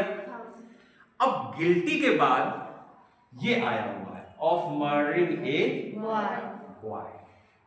किस चीज का गिल्टी है? एक लड़के के मर्डर करने का। क्लियर? ये गिल्टी की विशेषता बता रहा है। तो ये क्या हो गया? एडवर्ब हो गया। एडजेक्टिव की विशेषता बताएगा तो क्या हो जाएगा? एडवर्ब हो जाएगा ना, है ना? हाँ, ये पूरा एडवर्बियल फ्रेज हो गया तुम्हारा। चलो, तो हमने देखा कि जो इन्फिनेटिव है वो सब्जेक्ट हो सकता है। हमने देखा कि इन्फिनेटिव ऑब्जेक्ट हो सकता है वो, लेकिन ऑब्जेक्ट किसका होगा? वर्ब का होगा। प्रेपोजिशन का ऑब्जेक्ट नहीं होगा। लास्ट में क्या है? Subject complement. सब्जेक्ट कॉम्प्लीमेंट मतलब सब्जेक्ट कॉम्प्लीमेंट कब आएगा? उससे पहले बी। जब उसके पहले बी हो या सीम हो। देखो, he is to help me, he is to help me। ध्यान से समझ रहे हैं इस बार? इसमें वर्ब बताओ क्या है? Very good. ही क्या है? जो केवल नाउन या प्रोनाउन हो सकता है। बी के बाद क्या आता है बेटा हमेशा? नहीं, सब्जेक्ट कॉम्प्लीमेंट। सब्जेक्ट कहाँ है? अच्छा, आज घर जल्दी जाना था। तुम तो आज पहली बार आई हो, क्या नाम है तुम्हारा? है? रिया। मिड टर्म देने आई थी? इंग्लिश लिए रखी है क्या तुमने? हाँ, तब ठीक। बस मुझे इंग्लिश वाले तो नहीं है। Subject complement. सब्जेक्ट बी के बाद सब्जेक्ट कॉम्प्लीमेंट आता है ना, भूल गए क्या इतनी जल्दी? नहीं सर। हाँ, तो ये सब्जेक्ट कॉम्प्लीमेंट है। इन्फिनेटिव क्या हो सकता है? Subject complement. Subject complement. Clear? तो ये देखो बेटा, उसे है क्या करना है? मेरी मदद करना। उसे है मेरी मदद करना। क्लियर? उसे मेरी मदद करना है। ये यहां पर सब्जेक्ट कॉम्प्लीमेंट का काम कर रहा है। ठीक है ना? अब दूसरा हम सेंटेंस लें। देखो, फिर तुम्हें एकदम क्लियर कर देना। He has to help me. He has to help me. Has क्या है यहाँ पर? Verb. Has क्या है? Subject. To help me. बेटा ये है ऑब्जेक्ट। क्योंकि is एक इंट्रांसिटिव वर्ब है और has एक ट्रांसिटिव। इसका ऑब्जेक्ट होता ही होता। जैसे I have a dog, तो ए डॉग ऑब्जेक्ट है। ठीक है ना? ये याद रखना है तुम्हें। मतलब सर, मतलब पहले हमको इतना फोर्स करना है कि इज एम की आर की बात कुछ भी आए वो कॉम्प्लीमेंट है। कॉम्प्लीमेंट है। एज एम की बात कुछ भी आए वो ऑब्जेक्ट, वो उसका ऑब्जेक्ट है। ठीक है ना? क्योंकि ये ट्रांसिटिव वर्ब है, इसके बाद ऑब्जेक्ट आता है, इसके बाद कॉम्प्लीमेंट आता है। इसलिए हम बार बार कहते हैं ना, बी के बाद क्या आएगा? कॉम्प्लीमेंट आएगा, वो ऑब्जेक्ट नहीं होगा। ठीक? तो यहां पर ये इसका ऑब्जेक्ट है। अब दोनों में अंतर है थोड़ा सा, मीनिंग लगभग सेम निकलेगा। अंतर क्या है? अगर उसको मेरी मदद करनी है, वो कर भी सकता है, नहीं भी कर सकता। ये उसका प्लान है, उसकी चॉइस है।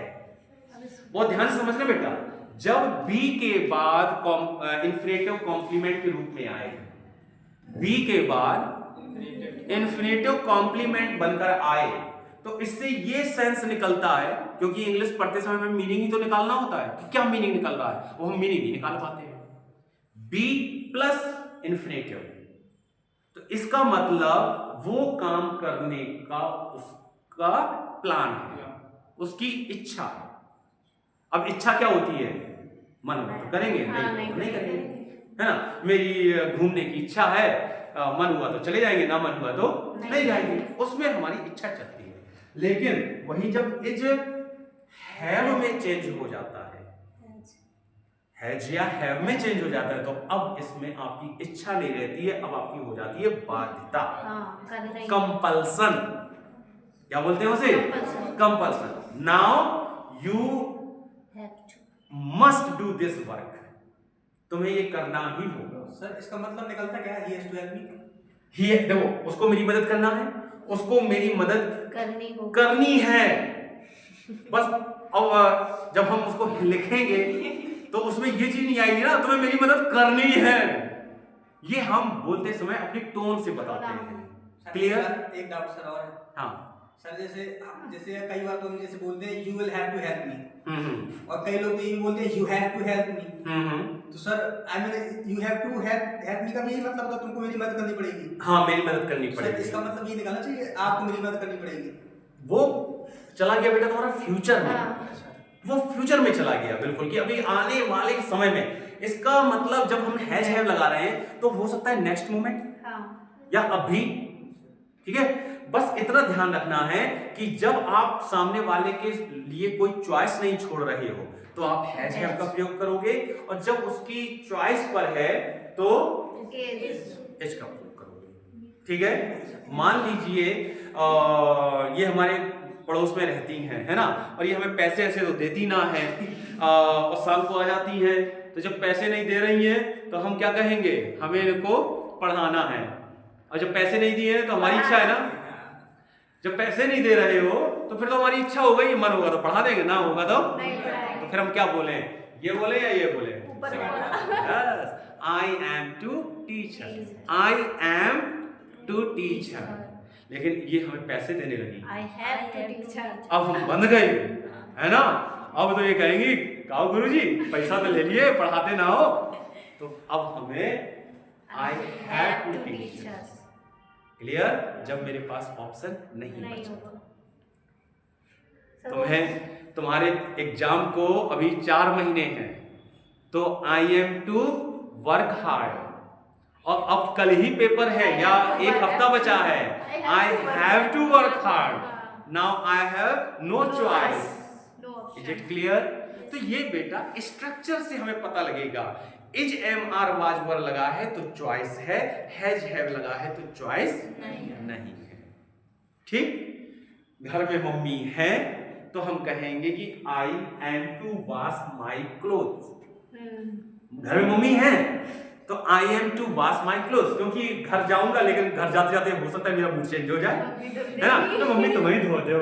सोची तो हती हमने दोपहरी में कि कपड़ा धोवन, लेकिन अब मन नहीं कर रहा, बड़ी ठंड लग रही है, लेकिन मम्मी तो चली गई है मामा के घर, I have to।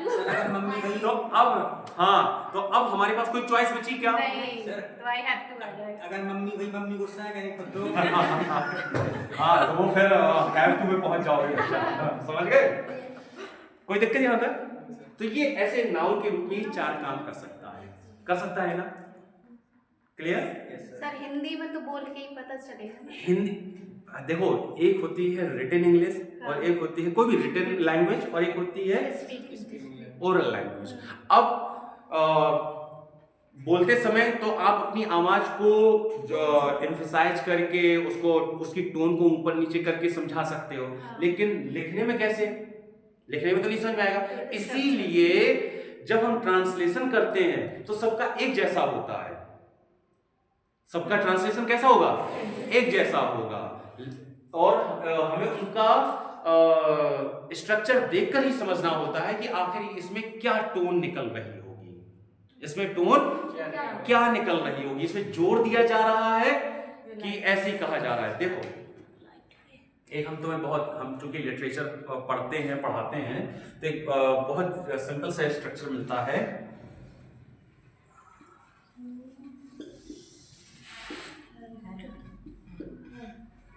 कैसा सेंटेंस है? असर्टिव सेंटेंस, इंट्रोगेटिव सेंटेंस या imperative sentence? Interrogative, question mark. ये कैसा सेंटेंस है बेटा? इंट्रोगेटिव।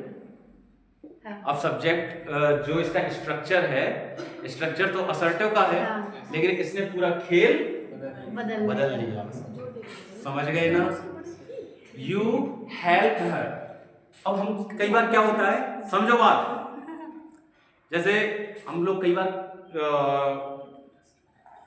कोई प्रश्न पूछना होता है, लेकिन उसको किस तरीके से पूछ लेते हैं, जैसे हम कोई बात कह रहे हो, है ना, डायरेक्टली हमें इनसे पूछना है खाना खा लिया कि नहीं, तो हम इसको दो तरीके से पूछ सकते हैं, क्या आपने खाना खा लिया? ये हो गया शुद्ध इंट्रोगेटिव, है ना, क्या आपने खाना खा लिया? और तुमने खाना खा लिया? तुमने खाना खा लिया? ऐसे भी पूछते हैं ना, क्या हुआ, तुमने खाना खा लो? अब समझ में नहीं आएगा, अगर हमारी टोन से पता चल रहा है ना, हमारी बुआ टोन से समझेंगी कि ये पूछ रहे हैं कि बता रहे हैं। तुमने खाना खा लिया? तो समझ जाएंगे पूछ रहा हो, है ना, हमारा भतीजा पूछ रहा हो। तो ऐसे ही you help her, you help. अब फुल स्टॉप लगा होता तो ये हो जाता तुमने उसकी मदद की, यू हेल्प, है ना। अब लग गया क्वेश्चन मार्क। अब हमें समझ में आ जाएगा कि जिसने भी ये बोला है वो ऐसे बोला हुआ, you help her, you help हर। वो उससे पूछा क्या, मतलब तुमने उसकी मदद की, तुमने उसकी मदद की, पूछ रहा है वो। क्लियर? ये हमें इससे पता चला। तो इंग्लिश में बेटा हमें उसके स्ट्रक्चर को बड़े गौर से देखना पड़ता है। उसने शुड यूज किया है कि मस्ट यूज किया है, इज यूज किया है कि इजेमार यूज किया, वाजवर यूज किया है। क्लियर बात? ओके सर, जैसे हम लोग स्पीकिंग करते हैं इंग्लिश, तो सर कंपल्सरी होता है कि रूल्स फॉलो करके बोले, मतलब ग्रामर? नहीं, बिल्कुल नहीं सर, इसी चक्कर में तो बोल नहीं पाते। हम लोग सोचते हैं कि पहले हर एक रूल फॉलो होना चाहिए, पूरा सेंटेंस गलत हो गया आप लोगों का। नहीं, कोई भी लैंग्वेज हम सीखते हैं तो हम बहुत गलतियां करते हैं उसमें, और करना भी चाहिए। अगर मैंने ये चीज अपने प्रोफेसर से सीखी है कि जब वो बोलते थे तो बहुत सारी ग्रामेटिकल मिस्टेक्स हो जाती थी, लेकिन वो नेग्लिजिबल होती हैं, हम उनको इग्नोर कर देना चाहिए। तो बेटा ये चारों काम तुम्हें समझ में आ गए होंगे अच्छे से, कोई डाउट है इसमें? आप ओके, ऐसे एक एग्जांपल और लेते हैं, फिर आगे बढ़ते हैं हम लोग।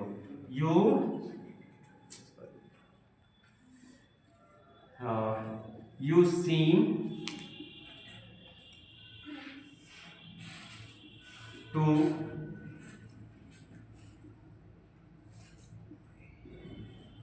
study here. ध्यान से देखो बेटा, you seem to study here। हमारी वर्ब क्या है? सब्जेक्ट क्या है? यू। ये क्या हो गया? सब्जेक्ट सीम के बाद क्या था? सब्जेक्ट कॉम्प्लीमेंट आता है ना। और सब्जेक्ट कॉम्प्लीमेंट कौन है? टू प्लस वर्ब की फर्स्ट फॉर्म, मतलब इन्फिनेटिव है। तो इन्फिनेटिव यहाँ पर सब्जेक्ट कॉम्प्लीमेंट काम करे। लगता है तुम यहाँ पढ़ते हो, तुम रोज आते हो यहाँ पर। एक दिन मिल गए तुम्हारे गांव के चाचा, तो वो कह रहे ऐसा लग रहा है तुम नहीं पढ़ती हो, रोज दिखाई देती हो यहाँ पर, है ना। तो क्या बोलेंगे इंग्लिश में, अगर उन्हें बोलना होगा तो, है ना। गांव के चाचा है, इंग्लिश बोल सकते हैं। तो you seem to study. Clear बेटा? तो ये हो गया सब्जेक्ट कॉम्प्लीमेंट। अब ये तो हमने देख लिया नाउन का काम, लेकिन इन्फिनेटिव और किसका काम कर सकता है? वेरी गुड, मोहित पढ़ाई कर रहा है। वो काम कर सकता है एडजेक्टिव का, और साथ ही साथ बेटा एडवर्ब ऑफ प्लेस, पर्पस। इस टाइम कुछ भी बोलते रहो। नाउन, एडजेक्टिव और एडवर्ब ऑफ पर्पस। हमने नाउन बहुत अच्छे से देख लिया। नाउन में केवल ये तीन काम कर सकता है, सब्जेक्ट, ऑब्जेक्ट और कॉम्प्लीमेंट। ऑब्जेक्ट प्रीपोजिशन का नहीं हो सकता। अब बढ़ते हैं हम एडजेक्टिव की ओर। एडजेक्टिव की ओर का मतलब है ये किसी नाउन की विशेषता बताएगा। I need a room to live in. मुझे एक कमरे की जरूरत है। कौन से कमरे की? रहने की। कौन सा कमरा है जिसमें रह सकूं, वो कमरा है। ठीक है, कौन सा कमरा? जिसमें रह सकूं। तो ये क्या करना है? इसकी विशेषता बताना है। Clear? I need a room to live in. मैं कहूं he has a lot of work to do। अब देखो ये यहाँ पर वर्ब हो गई, ये सब्जेक्ट हो गया, लॉट ऑफ एडजेक्टिव फ्रेज हो गया, एडजेक्टिव फ्रेज, एडजेक्टिव नहीं बोलना, ये एक से ज्यादा हो गए ना, हाँ 1 2 3 और तीनों मिलकर कह रहे हैं ढेर सारा, और ये सब के सब किसकी विशेषता बता रहे हैं? वर्क की विशेषता बता रहे हैं, ए लॉट ऑफ वर्क। सर पहले वाले में एडजेक्टिव कौन सा? टूले में इसमें एडजेक्टिव है कहाँ? वही ये तो डिटरमाइनर है, मतलब एक आर्टिकल है, आर्टिकल। हाँ इसमें एडजेक्टिव वैसा नहीं है, इसको तुम एडजेक्टिव मान लो तो मान लो, है ना, क्योंकि आर्टिकल्स को भी एडजेक्टिव में ही इंक्लूड करते हैं। व्याकरणाचार्य किसमें इंक्लूड करते हैं?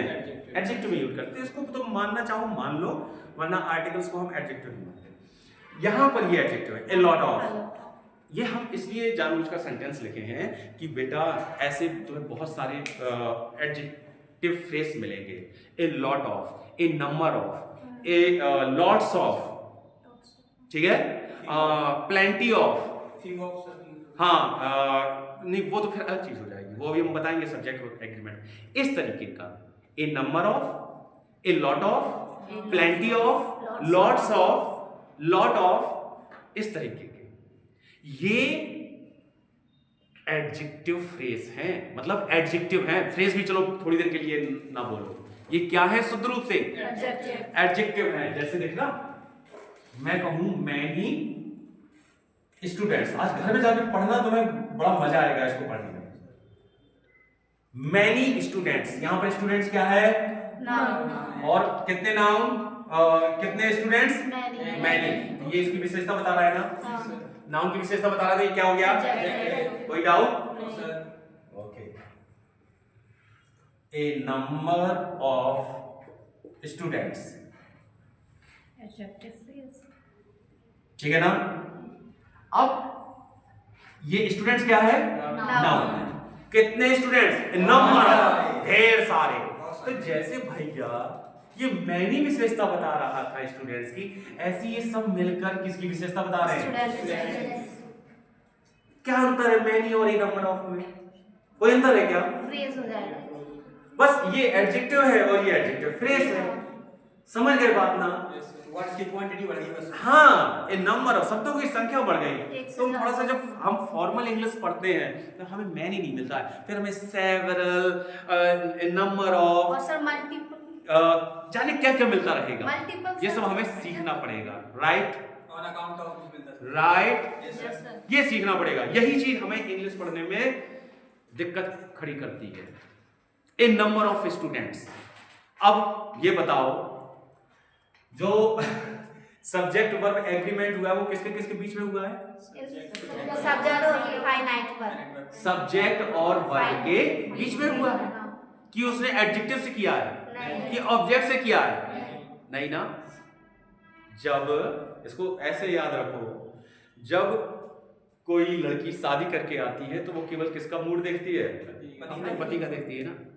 बाकी सास को क्या पसंद है, ननद को क्या पसंद है, इससे कोई फर्क पड़ता है उसको? नहीं पड़ता। बस तुम वर्ब को इस नजर से देखोगे तो तुम्हें कभी कोई दिक्कत नहीं होगी। वर्ब को किसका नंबर ऑफ पर्सन देखना है? केवल सब्जेक्ट का। और सब्जेक्ट कौन हो सकता है? नाउन या प्रोनाउन, ठीक है। अब यहां पर देखो, ए नंबर ऑफ, ये क्या है? Adjective phrase. नाउन कौन है? स्टूडेंट। स्टूडेंट्स। तो हमारी वर्ब इसके बाद कैसी आएगी? सिंगुलर या प्लूरल? सिंगुलर या प्लूरल? क्यों? स्टूडेंट्स लिखा है ना। अगर सब्जेक्ट प्लूरल होता है तो वर्ब कैसी आती है? प्लूरल आती है। 2 दिन से सिखा रहे हैं वही बात। सर यही कंफ्यूजन है, काफी याद कर लिया सर। यदि सब्जेक्ट प्लूरल है तो वर्ब कैसी आएगी? प्लूरल। सेम याद रख लो बस। सिंगुलर है तो सिंगुलर और प्लूरल है तो ये तो प्लूरल। याद है, लेकिन यहाँ कंफ्यूजन हो जाता है स्टूडेंट्स और स्टूडेंट्स है ना, प्लूरल है ना बेटा। हाँ, ज्यादा ही तो वर्ब कैसी आएगी? प्लूरल। प्लूरल। अभी कोई डाउट हो तो बताओ ना, कहां डाउट हो रहा है, क्यों कंफ्यूजन हो रही है? हम कल से यही बात सिखा रहे हैं तुम्हें कि जैसा सब्जेक्ट होगा वैसी वर्ब होगी, जैसा सब्जेक्ट होगा वैसी ही वर्ब होगी। क्लियर? तो सब्जेक्ट यदि सिंगुलर है तो वर्ब सिंगुलर, यदि सब्जेक्ट प्लूरल है तो वर्ब प्लूरल। यहाँ सब्जेक्ट हमारा कैसा था? स्टूडेंट्स प्लूरल, तो वर्ब भी प्लूरल आएगी बेटा। A number of students have, are, जो भी लगाना चाहो तुम, हैज नहीं लगा सकते, इज नहीं लगा सकते, आर लगाओ। अब कॉम्पिटिटिव एग्जाम्स में होता क्या है, वो दे देते हैं और लड़के धोखा कहाँ खाते हैं वो देखो। उन्होंने देखा ए नंबर को उन्होंने समझ लिया नाउन और इसको समझा प्रेपोजिशन और कहा ये सर तो प्रेपोजिशन के बाद आया है तो ये क्या हो गया? पूरा दिमाग जो हमने नियम पढ़ाया है अभी पूरा दिमाग लगा देंगे उसमें। वो ये हो गया हमारा नाउन, ये हो गई प्रेपोजिशन और प्रेपोजिशन के बाद आता है ऑब्जेक्ट, तो वर्ब इसके अनुसार तो आ ही नहीं सकती है ना। वो इतना दिमाग लगा देंगे, लगा सही रहे हैं लेकिन गलत लग गया क्योंकि इसको तुम तोड़ नहीं सकते। ए नंबर ऑफ पूरा एक फ्रेज है सर, इसी में कंफ्यूजन। ए नंबर ऑफ पूरा एक फ्रेज है। वैसे भी सर फ्रेज तो अपने आप में एक इनकम्प्लीट सेंटेंस होता है। ये वो एक यूनिट है। तुम्हें राइट किसने दे दिया कि तुम ए नंबर को अलग कर दो और ऑफ को अलग कर दो? हाँ सर, यही। इसको अलग अलग नहीं करोगे, इसको पूरा एक साथ करोगे। A number of, because of, according to, पढ़ते हो ना, अकॉर्डिंग टू माई ओपिनियन या in accordance with my opinion. तो ऐसा थोड़ी होता कि इन अकॉर्डेंस और विथ को अलग, भैया वो पूरा फ्रेज है, उसको इन अकॉर्डेंस लाए हो तो विथ लाना ही पड़ेगा, उसको तुम तोड़ नहीं सकते हो। समझ गए बात ना? तो ये एक पूरा फ्रेज है। थे हम पता नहीं कहां चले गए यहाँ। He has a lot of, तो लॉट ऑफ क्या हो गया? एडजेक्टिव, जो किसकी विशेषता बता रहा है? तो ये विशेषता बता रहा है। और मेरे पास ढेर सारा काम है। कौन सा काम? टू डू, करने के लिए। ये टू डू क्या कर रहा है? इस वर्ग की विशेषता बता रहा है। तो ये भी विशेषता बता रहा है और ये भी विशेषता बता रहा है। समझ में आ गई बात ना? तो यहां पर ये इंफिनिटिव किसका काम कर रहा है? एडजेक्टिव का काम कर रहा है। क्लियर? कोई समस्या तो नहीं है? ओके। तो जब नाउन की विशेषता बताए, जैसे कौन सा वर्क करने वाला, जिसको मुझे करना है वो वाला वर्क, ठीक है। अब तीसरा बचा तुम्हारा एडवर्ब ऑफ पर्पस। जैसे हमने लिखा आई वेंट टू मार्केट, कल समझाया था क्या? To buy a pen. देखो सेंटेंस को, वेंट क्या हो गया? वर्ब। वर्ब के पहले क्या आता है? सब्जेक्ट। मैं गया, क्या गया? No answer. किसको गया? No answer. इसका मतलब इसका ऑब्जेक्ट है ही नहीं। क्या गया? किसको गया? मुझे आंसर नहीं मिला। ये बिना ऑब्जेक्ट की वर्ब है। तो फिर ये क्या है? Adverb of place. इसमें जब हमने लगाया कहां गया तो आंसर आ गया, बाजार गया, है ना। तो जब हम कहां लगाते हैं और आंसर मिले तो उसको कहते हैं एडवर्ब ऑफ प्लेस। और जब हाउ लगाते हैं तो क्या निकल के आता है? Adverb of manner. हाउ लगाते हो तो एडवर्ब ऑफ मैनर निकल के आता है। वेयर लगाते हो तो एडवर्ब ऑफ प्लेस और व्हेन लगाते हो तो टाइम। ठीक है। जैसे my uncle came yesterday, time. कब आए? एडवर्ब कल आए। तो यस्टरडे एडवर्ब ऑफ ऑब्जेक्ट ना है। समझ रहे वीडियो ना? माई अंकल केम यस्टरडे, यहां पर यस्टरडे ऑब्जेक्ट नहीं है क्योंकि ऑब्जेक्ट कैसे मिलता हमें? व्हाट या होम लगाने से। यहां हमें लगाना पड़ा कब आए, और जब हम लगाते हैं कब तो आता है एडवर्ब ऑफ टाइम। जब लगाते हैं कहां तो एडवर्ब ऑफ प्लेस। जब लगाते हैं कैसे? Adverb of manner. Adverb of manner. Clear? तो ये हो गया तुम्हारा adverb of place. I went to market. अब क्यों गया? To buy. Adverb of purpose. अब हम इसमें क्या लगा रहे हैं? वाई। क्या लगा रहे हैं इसमें? वाई। क्यों गया? तो जब हम वाई लगाते हैं तो हमें क्या आंसर मिलता है? Adverb of purpose. क्लियर? तो ये बेटा एडवर्ब ऑफ पर्पस है। अभी थोड़ी देर पहले बताया ना कि इन्फिनेटिव किसका काम करता है? एडवर्ब ऑफ पर्पस का। तो जब भी हमें पर्पस दिखाना होता है सेंटेंस में पर्पस दिखाना होता है, तो ना तो हम जीरंड का प्रयोग कर सकते हैं, ना हम पार्टिसिपल का प्रयोग कर सकते हैं, क्योंकि एडवर्ब ऑफ पर्पस का काम केवल और केवल इन्फिनेटिव करता है। समझ गए? कुछ काम अगर ये नहीं करता है, काम चोर है, जैसे इसने एक काम नहीं किया। कौन सा काम नहीं किया इसने? ऑब्जेक्ट टू प्रीपोजिशन, एक काम नहीं किया, तो उसकी जगह पर एक काम एक्स्ट्रा भी तो कर रहा है बेचारा। एडवर्ब ऑफ पर्पस का काम और कोई नहीं करता है। ठीक है? ओके, लास्ट, हमारा लास्ट नॉन फाइनाइट वर्ब क्या है? पार्टिसिपल। लास्ट फाइनाइट वर्ब है हमारी, सॉरी नॉन फाइनाइट वर्ब है।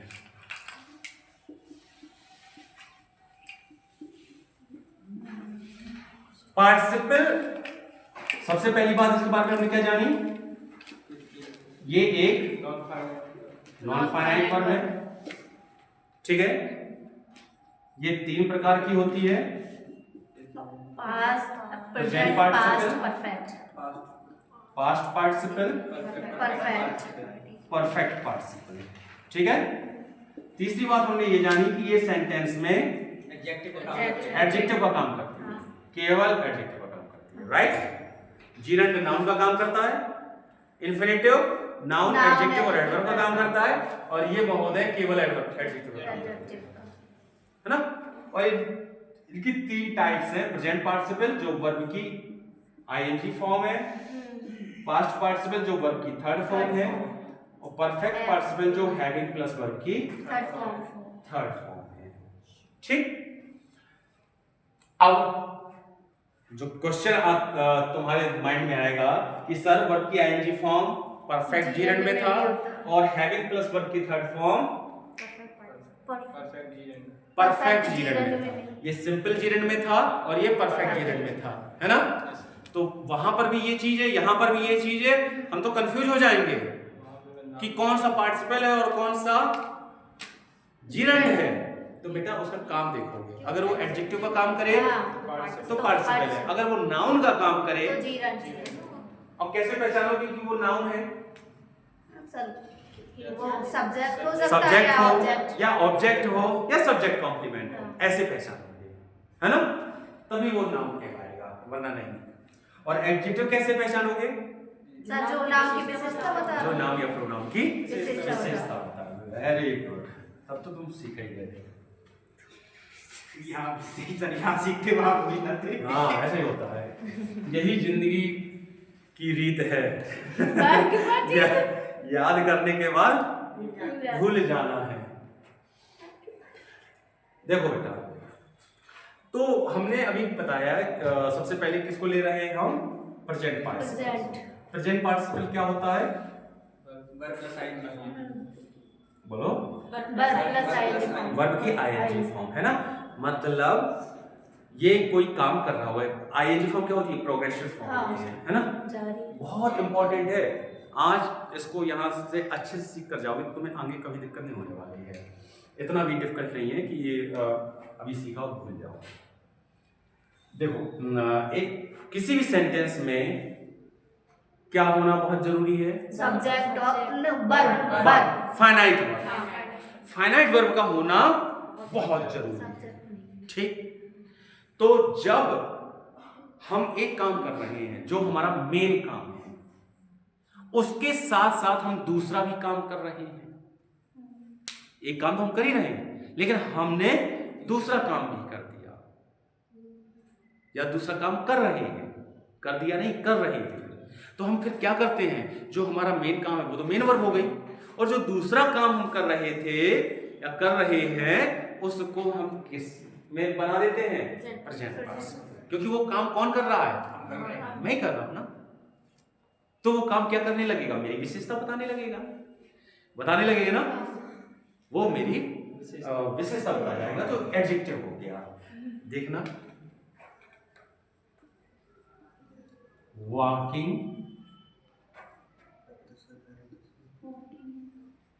इन the park I saw a snake. Full stop.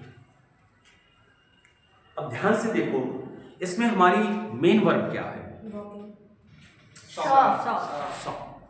हमारी जो मेन वर्ब है, फाइनाइट वर्ब है, दैट इज सब्जेक्ट। वर्ब के पहले क्या आता है? ये सब्जेक्ट। ऐसा बिल्कुल जरूरी नहीं है कि हमारा सेंटेंस हमेशा सब्जेक्ट या वर्ब से ही शुरू हो, उसके पहले भी कुछ अदर वर्ड्स आ सकते हैं, जैसे कि इस सेंटेंस में है।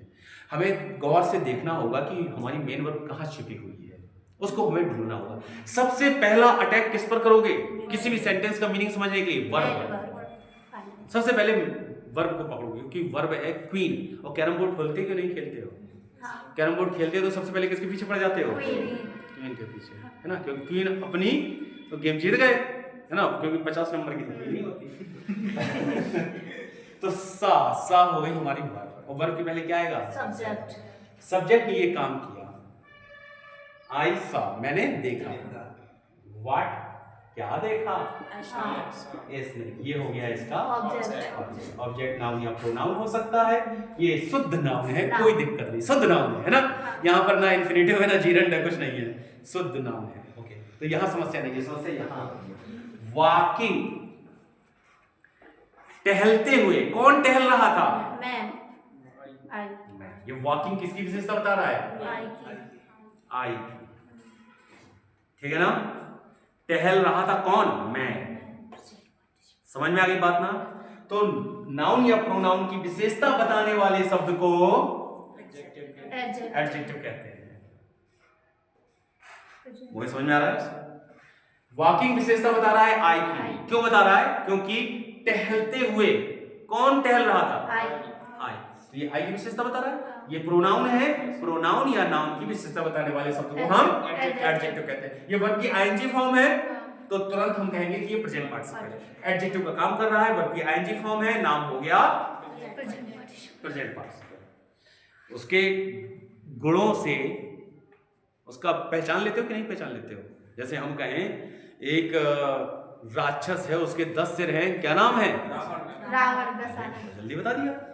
तो एक वर्ब की आईएनजी फॉर्म है जो एडजेक्टिव का काम कर रही है, तो क्या नाम है उसका? Present participle. रावण याद कर सकते हो, ये याद कर सकते हो, है ना? कर सकते हो, बिल्कुल कर सकते हो।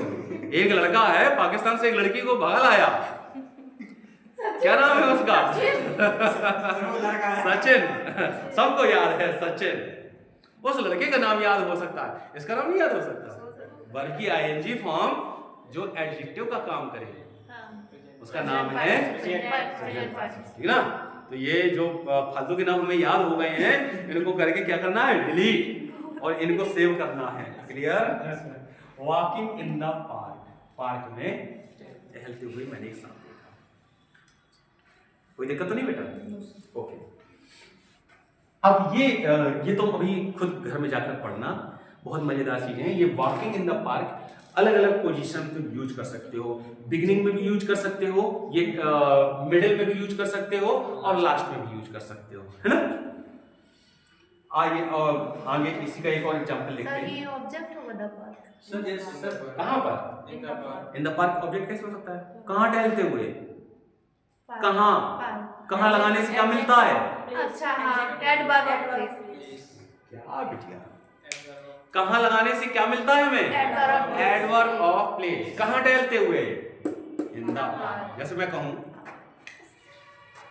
आई met her in the market. अब बताओ इसमें वर्ब कौन है? मेट। सब्जेक्ट कौन है? आई। हूम मेट किसको मिला? उसको मिला। ये हो गया ऑब्जेक्ट। व्हाट या हूम लगाते हो तो ऑब्जेक्ट मिल जाता है। कहां मिला? In the market. ये क्या हो गया? Adverb of place. अब निकाल लिया करोगे कि नहीं निकाल लिया करोगे? The sun rises in the east. The sun rises in the east. Adverb of place. तो वर्ब क्या है? राइजेस। सब्जेक्ट क्या है? जो वर्ब के पहले आए, द सन। फिर इसमें राइजेस में लगाओगे क्या? क्या उगता है? नहीं आंसर मिला। किसको उगता है? कोई आंसर नहीं मिला। कहां उगता है? इन द ईस्ट। तो ये ऑब्जेक्ट नहीं है, एडवर्ब ऑफ प्लेस। समझ गए बात ना? तो देखो बेटा, ये तुम ऐसा तब करोगे, सब्जेक्ट के पहले प्रेजेंट पार्टिसिपल का प्रयोग तुम तब करोगे जब मेन वर्ब यही करे और जिस दूसरे एक्शन को तुम दिखाना चाह रहे हो प्रेजेंट पार्टिसिपल्स वो भी यही करे, तब तुम इसके पहले यूज करोगे। मान लीजिए जैसे यहां पर क्या था, एक बार इसका मीनिंग समझ जाओगे फिर तुम खुद बनाने लग जाओगे। टहल रहा था वो, टहलते टहलते उसने देख लिया सांप। तो एक ही आदमी है और उसने दो काम किए, टहल भी रहा था और सांप भी देख लिया। तो इसको हमने मेन वर्ब मान लिया और इसको हमने बना दिया प्रेजेंट पार्टिसिपल। क्लियर? दोनों काम इसी के तहत किए। अब हुआ ये कि हमने सांप को देखा और सांप रेंग रहा था। देखा किसने? हमने, सब्जेक्ट हम हो गए। सांप को देखा, सांप क्या था हमारा? ऑब्जेक्ट। और ऑब्जेक्ट रेंग रहा था, हम ये बताना चाह रहे हैं। समझ में आ गई बात ना? तो फिर हम क्या करते हैं ऐसी कंडीशन में? आई सॉ ए स्नेक, मैंने सांप को देखा। अब सांप वो काम कर रहा था, समझ गए? तो क्रीपिंग इन द ग्रास, घास में रेंगते हुए, क्रीप माने क्या होता है? रेंगना। रेंगते हुए सांप को देखा। समझना बात को? हमारा ये ऑब्जेक्ट है, ऑब्जेक्ट के बाद आया क्रीपिंग इन द ग्रास। ये किसकी विशेषता बता रहा है? स्नेक की बता रहा है। क्लियर? जब सब्जेक्ट के पहले आए तो ये कर रहा है वो वाला काम। यहां पर ये नहीं कि घास में रेंगते हुए मैंने एक सांप देखा, है ना? अनर्थ न कराना कि मैं घास में रेंग रहा तो एक सांप देख लिया मैंने। तुम नहीं रेंग रहे थे, कौन रेंग रहा था? सांप।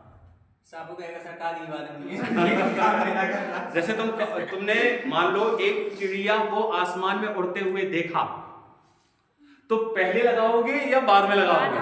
मैंने उड़ती हुई चिड़िया को, है ना? अगर तो कहोगे flying in the sky I saw a bird, तो गलत हो जाएगा। आई सॉ ए बर्ड, तो कोई बर्ड उड़ रही थी, तो I saw a bird flying in the sky, बिल्कुल सही हो। तो प्रेजेंट पार्टिसिपल जिसकी विशेषता बताएगा उसके नजदीक रखना है। ओके? ओके? यस। तो ये होता है हमारा प्रेजेंट पार्टिसिपल। ऐसे भी आ सकता है। और बेटा एडजेक्टिव और नाउन का संबंध कैसा है? ऐसा है कुछ, ऐसा है ना? एडजेक्टिव और नाउन का संबंध ऐसा है ना? पहले एडजेक्टिव आता है, फिर उसके बाद नाउन आता है, मतलब जिसकी वो विशेषता बताता है। मतलब ये हम आ गए फिर से सिंपल इंग्लिश में, ये तो गई एडवांस इंग्लिश। हम आ गए हैं सिंपल इंग्लिश में, थोड़ी सी पिछली क्लासेस में। जैसे हम क्या लिखते हैं? हैप्पी मैन, ऐसे तो लिखते हो। ये एडजेक्टिव है और मैन नाउन है। तो ये क्या है बेटा? ये तुम्हारा शुद्ध एडजेक्टिव है। ये क्या है? शुद्ध एडजेक्टिव।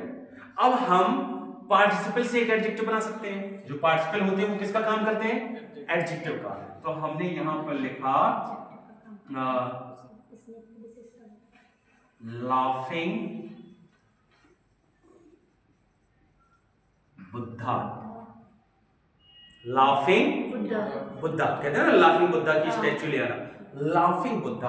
तो लाफिंग यहां पर क्या है बेटा? एडजेक्टिव। और बुद्धा क्या है? नाउन। मतलब ये इसकी विशेषता बता रहा है।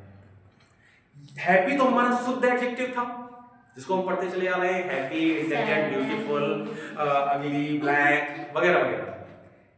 लाफिंग ये वर्ब की आईएनजी फॉर्म से बना है। ठीक है? ये हमें दिख रहा है वर्ब जैसा, लेकिन ये वर्ब नहीं है, ये है एडजेक्टिव। ठीक है?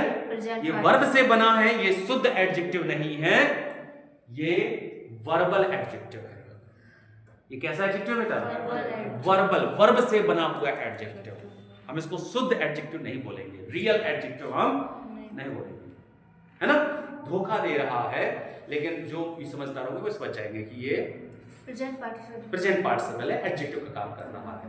Burning train, barking dogs, crying baby, और डांसिंग डॉल, ऐसे बहुत सारे तुम स्ट्रक्चर्स पाओगे जिसमें प्रेजेंट पार्टिसिपल का यूज किया जाता है। एनी प्रॉब्लम बेटा? तो यहाँ पर देखो तुम जो प्रेजेंट पार्टिसिपल है उसको यहाँ पर भी यूज कर सकते हो। अगर ऑब्जेक्ट की विशेषता बताए, ऑब्जेक्ट की विशेषता बताएगा मोहित, तो प्रेजेंट पार्टिसिपल को हमेशा उसके बाद लिखोगे, कोई डाउट नहीं है इसमें, ठीक है। जैसे हमने बताया ना, I found her sleeping on the mat, I found her, मैंने उसको पाया, स्लीपिंग ऑन द मैट, चढ़ाई पर सो रही थी। तो कौन सो रही थी? मैं सो रहा था कि वो सो रही थी? वो सो रही थी। आई फाउंड हर, हर के बाद हमने लिखा है स्लीपिंग ऑन द मैट। समझ में आ गई बात? हाँ, sleeping on the mat I found her, तो इसका मतलब मैं सो रहा था चटाई पर और मैंने उसको पाया। क्लियर? ये पोजीशन बहुत इंपॉर्टेंट होती है। अगर किसी ऑब्जेक्ट की विशेषता बता रहा है प्रेजेंट पार्टिसिपल, तो ऑब्जेक्ट के बाद ही आएगा, इसमें कोई इफ और बट नहीं है। मतलब सर ऑब्जेक्ट और सब्जेक्ट के स्टेट के हिसाब से हम यूज करना है। ऑब्जेक्ट की विशेषता बता रहा है तो ऑब्जेक्ट के बाद ही लिखोगे, ये बात दिमाग में बैठा लो। सब्जेक्ट की तो पहले आएगा सर। पहले ये समझेगी नहीं? हाँ, तो ऑब्जेक्ट की विशेषता बताएगा तो ऑब्जेक्ट के बाद ही आएगा, ठीक है ना। मैंने इस पेन को टेबल पर पड़ा हुआ पाया, मैंने इस पेन को टेबल पर पड़ा हुआ पाया। कौन पड़ा है टेबल पे? मैं कि पेन? और पाया किसने है? मैंने। सब्जेक्ट मैं हूं। तो I found the pen, I found the pen, the pen object हो गया। अब कहेंगे lying on the table. Clear हो गई बात? तो ऑब्जेक्ट की अगर विशेषता बता रहे हो तो ऑब्जेक्ट के बाद लगाना है ना। और कह दिया कि lying on the table I found the pen, तो तुम टेबल पे पड़ जाओगे फिर। ऑब्जेक्ट की विशेषता बताएगा तो वो उसके बाद आएगा। इसको मिटा देते हैं। अगर सब्जेक्ट की विशेषता बताई जा रही है, ध्यान से सुनो, सब्जेक्ट की विशेषता बताई जा रही है तो बेटा इसकी इंग्लिश ग्रामर में 3 पोजीशन बताई गई है, बिगिनिंग, मिडिल और एंड। बीएमई। बिगिनिंग में तुम देख ही चुके। मिडिल का मतलब होता है सब्जेक्ट और वर्ब के बीच में। मिडिल पोजीशन का मतलब क्या होता है? सब्जेक्ट और बीच में। तो फिर तुम कहोगे I walking in the park saw a snake, I walking in the park saw a snake. कोई दिक्कत नहीं। बिगिनिंग पोजीशन हो गई, मिडिल पोजीशन हो गई, और एंड पोजीशन होगी I saw a snake walking in the park. हाँ, तुम्हारे माइंड में जो क्वेश्चन आ रहा है हमारे माइंड में भी आया था कि सर फिर हम ये कैसे जानेंगे कि सांप टहल रहा था कि हम टहल रहे थे। समझ गए? यहां पर थोड़ा सा हमें अपना कॉमन सेंस यूज करना पड़ता है कि सांप टहल नहीं सकता। क्लियर? और इसीलिए जो अच्छे इंग्लिश के जानकार होते हैं वो एंड पोजीशन को अवॉइड करते हैं यदि ऑब्जेक्ट है। भाई चॉइस है ना तुम्हारे पास, चॉइस है कि बिगिनिंग में भी लगा सकते हो, मिडिल में भी लगा सकते हो, कंफ्यूजन ना हो। अब नियम है तो है, उसको एंड में भी लगा सकते हैं, है ना। तो एंड में हम तब लगाए जब हमारे पास ऑब्जेक्ट ना हो। कोई समस्या नहीं, कोई समस्या हुई? जैसे मैं धूप में बैठा सपने देखते हुए, है ना, धूप में बैठा सपने देखते हुए। मैं 2 काम कर रहा हूं ना, एक तो धूप में बैठा हूं और दूसरा काम मैंने क्या किया? सपने देख रहा हूं। तो दिन में सपने देखना क्या होता है बेटा? डे ड्रीम, ठीक है ना, है ना। तो I set in the sun, in the sun माने धूप। मैं कहां बैठा? इन द धूप, ये एडवर्ब ऑफ प्लेस हो गया। लाइट भी यूज कर सकते हैं। हाँ, लाइट तो बिल्कुल यूज कर सकते हैं। लाइट में कोई बैठता है क्या? लाइट तो ज्यादा होती है। प्रकाश को भी तो लाइट ही कहते हैं। हाँ, लेकिन वो धूप को सन बोलते हैं बेटा। आई सेट इन द सन, यहां पर क्या है? वो सर एडवर्ब ऑफ प्लेस। तुमने सनलाइट बोल सकते हैं, सनलाइट। हाँ सनलाइट। हाँ sunlight. I sat in the sun, in the sun तुम्हारा एडवर्ब ऑफ प्लेस हो गया, ठीक है ना। ड्रीमिंग, अब यहां पर कोई कंफ्यूजन है? तुमने कौन सी पोजीशन यूज की है? End position. I sat in the sun dreaming, सपना देखते हुए मैं धूप में बैठा। क्लियर? तो dreaming, I sat in the sun, I dreaming sat in the sun, या I sat in the sun dreaming. तुम कोई भी पोजीशन यूज कर सकते हो। तो ये 3 पोजीशन होती हैं, लेकिन ये 3 पोजीशन कब होती हैं? जब सब्जेक्ट की विशेषता बता रहा हो। अगर ऑब्जेक्ट की विशेषता बता रहा हो तो फिर तुम्हारे पास केवल एक ही पोजीशन बचेगा, and position. Is it clear होता है? यही नियम पास्ट पार्टिसिपल में भी लागू होगा। पास्ट पार्टिसिपल क्या होता है? ज्यादा हो गया टाइम, है ना? 5 मिनट में जा, 5 मिनट ज्यादा हो गए। हाँ 5 मिनट एक्स्ट्रा जल्दी।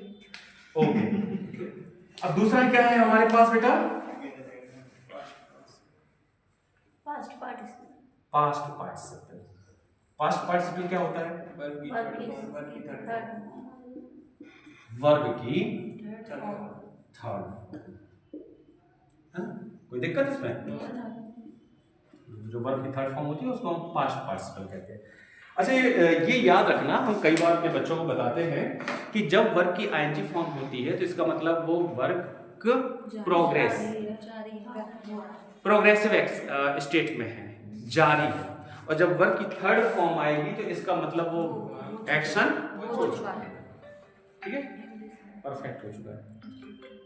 हाँ सर, अभी गए नहीं है क्या? अच्छा, तो बस 5 मिनट और जाइए। हाँ ठीक ठीक ठीक। क्या बता रहे थे? वर्ब की थर्ड फॉर्म जब भी आप देखोगे तो इससे क्या आइडिया निकालोगे कि वो एक्शन हो चुका है। वो आईएनजी लगी हुई तो इसका मतलब वो एक्शन प्रोग्रेसिव है, अभी जारी है। इसको कैसे याद रखोगे? कभी भूलो ना। कंट्रीज के बारे में जानते हो?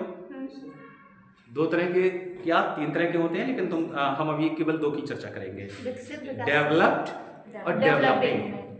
डेवलप्ड वो कंट्री है जिनका विकास हो चुका है, और डेवलपिंग वो कंट्री है जिनका विकास हो रहा है। भूलोगे कभी? एक में ईडी लगा था, उनका डेवलपमेंट हो गया, और जिसमें आईएनजी लगा है उसका चल रहा है। हम लोग कैसे डेवलपिंग है, हम आईएनजी वाले हैं ना, और कब तक आईएनजी रहेंगे पता नहीं है। तो आईएनजी है तो इसका मतलब काम जारी है, और थर्ड फॉर्म है तो इसका मतलब काम हो चुका है। ठीक। मैंने एक मरा हुआ सांप देखा, ठीक है, या ऐसे कह लो मैंने एक घायल कुत्ता देखा। मैंने एक घायल कुत्ता देखा। अब वो कुत्ता घायल हो रहा है कि घायल हो चुका है? हो चुका है ना। तो क्या लगाओगे, आईएनजी फॉर्म या थर्ड फॉर्म? थर्ड। समझ गए? I saw a wounded dog। देखो, जैसे तुम लिखते थे happy dog, fierce dog, cruel dog, है ना, एंग्री डॉग, ऐसे ही यहाँ पर आया वुंडेड डॉग। वुंडेड, घायल हो चुका है ना। वर्ब की थर्ड फॉर्म में ईडी लगा हुआ है। वुंड माने घायल होना, वुंड, वुंडेड, वुंडेड। और ये किसकी विशेषता बता रहा है? डॉग की बता रहा है। एडजेक्टिव का काम कर रहा है, वर्ब की थर्ड फॉर्म है, इसका मतलब ये सचिन नहीं है, ये पास्ट पार्टिसिपल है। समझ गए? वर्ब की थर्ड फॉर्म है, काम कर रहा है एडजेक्टिव का, तो इसका क्या नाम है? इसका क्या नाम दोगे? कोई दिक्कत बेटा इसमें? I saw a wounded dog. He was wearing a torn shirt। एक टॉर्न शर्ट। अब यहां पर देखो, ये टॉर्न दिख रहा है तुम्हें। टीयर माने होता है फाड़ना या फटना, ठीक है। टीयर, TEAR, ये बहुत अच्छी वर्ब है, टीयर। जैसे हमने ये कपड़ा लिया और इसको ऐसे चिर कर दिया, तो हमने क्या कर दिया, I tore the cloth. Tear, tore, tear के तीनों रूप होते हैं, टीयर, टोर, टॉर। समझ गए? आई टोर द क्लोथ। या कोई बच्चा कपड़े फाड़ रहा है तो हम क्या कहेंगे, the child is tearing, the child is tearing. तो टीयर, टोर, टॉर, यहां पर क्या आया है, टॉर आया है। इसका मतलब ये क्या है, V3 है। और ये क्या, किसकी विशेषता बता रहा है, नाउन की विशेषता बता रहा है, तो इसे क्या कहेंगे बेटा, एडजेक्टिव। जब V3 एडजेक्टिव का काम करे तो उसका क्या नाम हो जाता है, वह एक फटी हुई कमीज पहने हैं, फटी हुई। अब वो फट रही है कि फट चुकी है, तभी तो कह रहे हैं फटी हुई। क्लियर हो गया बेटा? ओके। ऐसे ही जब मुल्कराज आनंद ने एक स्टोरी लिखी, उसका टाइटल दिया उन्होंने लॉस्ट चाइल्ड। पढ़ी कि नहीं तुम लोगों ने? Yes sir. एक बच्चा खो जाता है मेले में, फिर एक आदमी उसको मिलता है, कहता है कि टॉफी खा लो, मिठाई खा लो, गुब्बारे खरीदो। बच्चा कहता है मुझे कुछ नहीं चाहिए, मुझे अपने मम्मी पापा चाहिए। अब देखो यहाँ पर चाइल्ड क्या है बेटा, नाउन है, LOSE। क्या पढ़ते हो उसे, लॉस पढ़ते हो, लूज पढ़ते हो? नहीं सर, लूज तो डबल हो होता है, लॉस ही तो पढ़ेंगे सर। ये लूज है, क्या पढ़ोगे इसे, लूज। ठीक है। और जब होता है LOOSE, ये क्या हो जाता है, लूज। जैसे लूज शर्ट, लूज स्वेटर, क्या बोला जाता है, लूज, ढीला ढाला, लूज। और जब किसी चीज को खो देते हो तो लूज, लूज, लॉस्ट। और जो तुम लॉस बोल रहे हो ना, वो होता है LOSS, लूज, लॉस्ट, लॉस्ट। देखो तो ये लॉस्ट क्या है, V3 है। ये लॉस्ट किसकी विशेषता बता रहा है, नाउन की विशेषता बताने वाले को हम क्या कहते हैं, एडजेक्टिव। जब V3 एडजेक्टिव का काम करे तो उसका नाम होता है लॉस्ट चाइल्ड, खोया हुआ बच्चा। खो रहा है कि खो चुका है, हो चुका, तभी बोलोगे लॉस्ट चाइल्ड। अभी खो रहा है तो क्या कहोगे, लूजिंग चाइल्ड। लेकिन ऐसा होता नहीं कि खो रहा है ना, ऐसा कभी बोल सकते हो क्या, या मेरा बच्चा खो रहा है, तो तुम खोने क्यों दे रहे हो उसे, पकड़ो उसे, है ना। ये तो हो सकता है, जैसे दूध उबल रहा है, और मम्मी दूध उबल रहा, उबल रहा तो मतलब उबलने की तो एक प्रक्रिया है पूरी, उबल रहा है। जब भगवानिया से बाहर निकल आया, उबल रहा हो काम, अब तो खाओ थप्पड़। ठीक है। इस तरीके से बेटा हम परफेक्ट पास्ट पार्टिसिपल का यूज करते हैं जब काम हो चुका हो, और जब काम हो रहा हो तो प्रेजेंट पार्टिसिपल यूज करते हैं, और बाकी कोई दिक्कत नहीं है। क्लियर? ओके। तीसरा बचा तुम्हारा परफेक्ट पार्टिसिपल। परफेक्ट पार्टिसिपल हम तब यूज करते हैं जब मेन वर्ब से पहले कोई एक्शन हो चुका हो। परफेक्ट तो पढ़ते चले आ रहे हो, परफेक्ट जीरंड पढ़ा, परफेक्ट इन्फिनेटिव पढ़ा कि नहीं पढ़ा, भूल गई? कल पढ़ा था सर जी, वो तो कल की बात हो गई है ना, बात खत्म। परफेक्ट जीरंड था, परफेक्ट इन्फिनेटिव भी पढ़ा हमने, अब क्या पढ़ रहे हैं, परफेक्ट पार्टिसिपल। सब में एक बात सिमिलर है, मेन वर्ब से पहले काम हो चुका है। समझ गए? मेन वर्ब से पहले। जैसे पढ़ा देने के बाद मैं घर चला गया, तो मैं घर कब गया, तो मैं पढ़ा चुका, ये काम मैं जब कर चुका उसके बाद मैं घर गया। समझ में आ गई बात ना? तो having taught I went to my home, having taught I went to my home। समझ गए ना? मैं कब गया, मैं गया बाद में, उसके पहले मैं पढ़ा चुका। जब एक काम हो चुका हो तो उसको हम परफेक्ट, कोई दिक्कत है इसमें नहीं। और हैविंग टॉट किसकी विशेषता बता रहा है, आई। किसने पढ़ाया है, मैंने। समझ गए?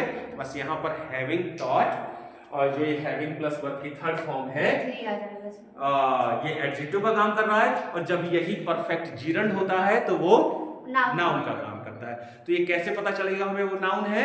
या तो वो सब्जेक्ट होगा या या ऑब्जेक्ट होगा या सब्जेक्ट कॉम्प्लीमेंट होगा। लेकिन इस वाले सेंटेंस में हैविंग टॉट एडजेक्टिव ही होगा।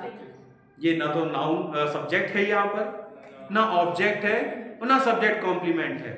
तो जब ये तीनों नहीं है तो ये नाउन नहीं है, और नाउन नहीं है तो इसके पास केवल ऑप्शन बचा एडजेक्टिव होने का। क्लियर है ना? हाँ सर। बस थक गए, बंद कर लो इसे। Thank you sir. तुम लोग क्लास करो। बहुत टाइम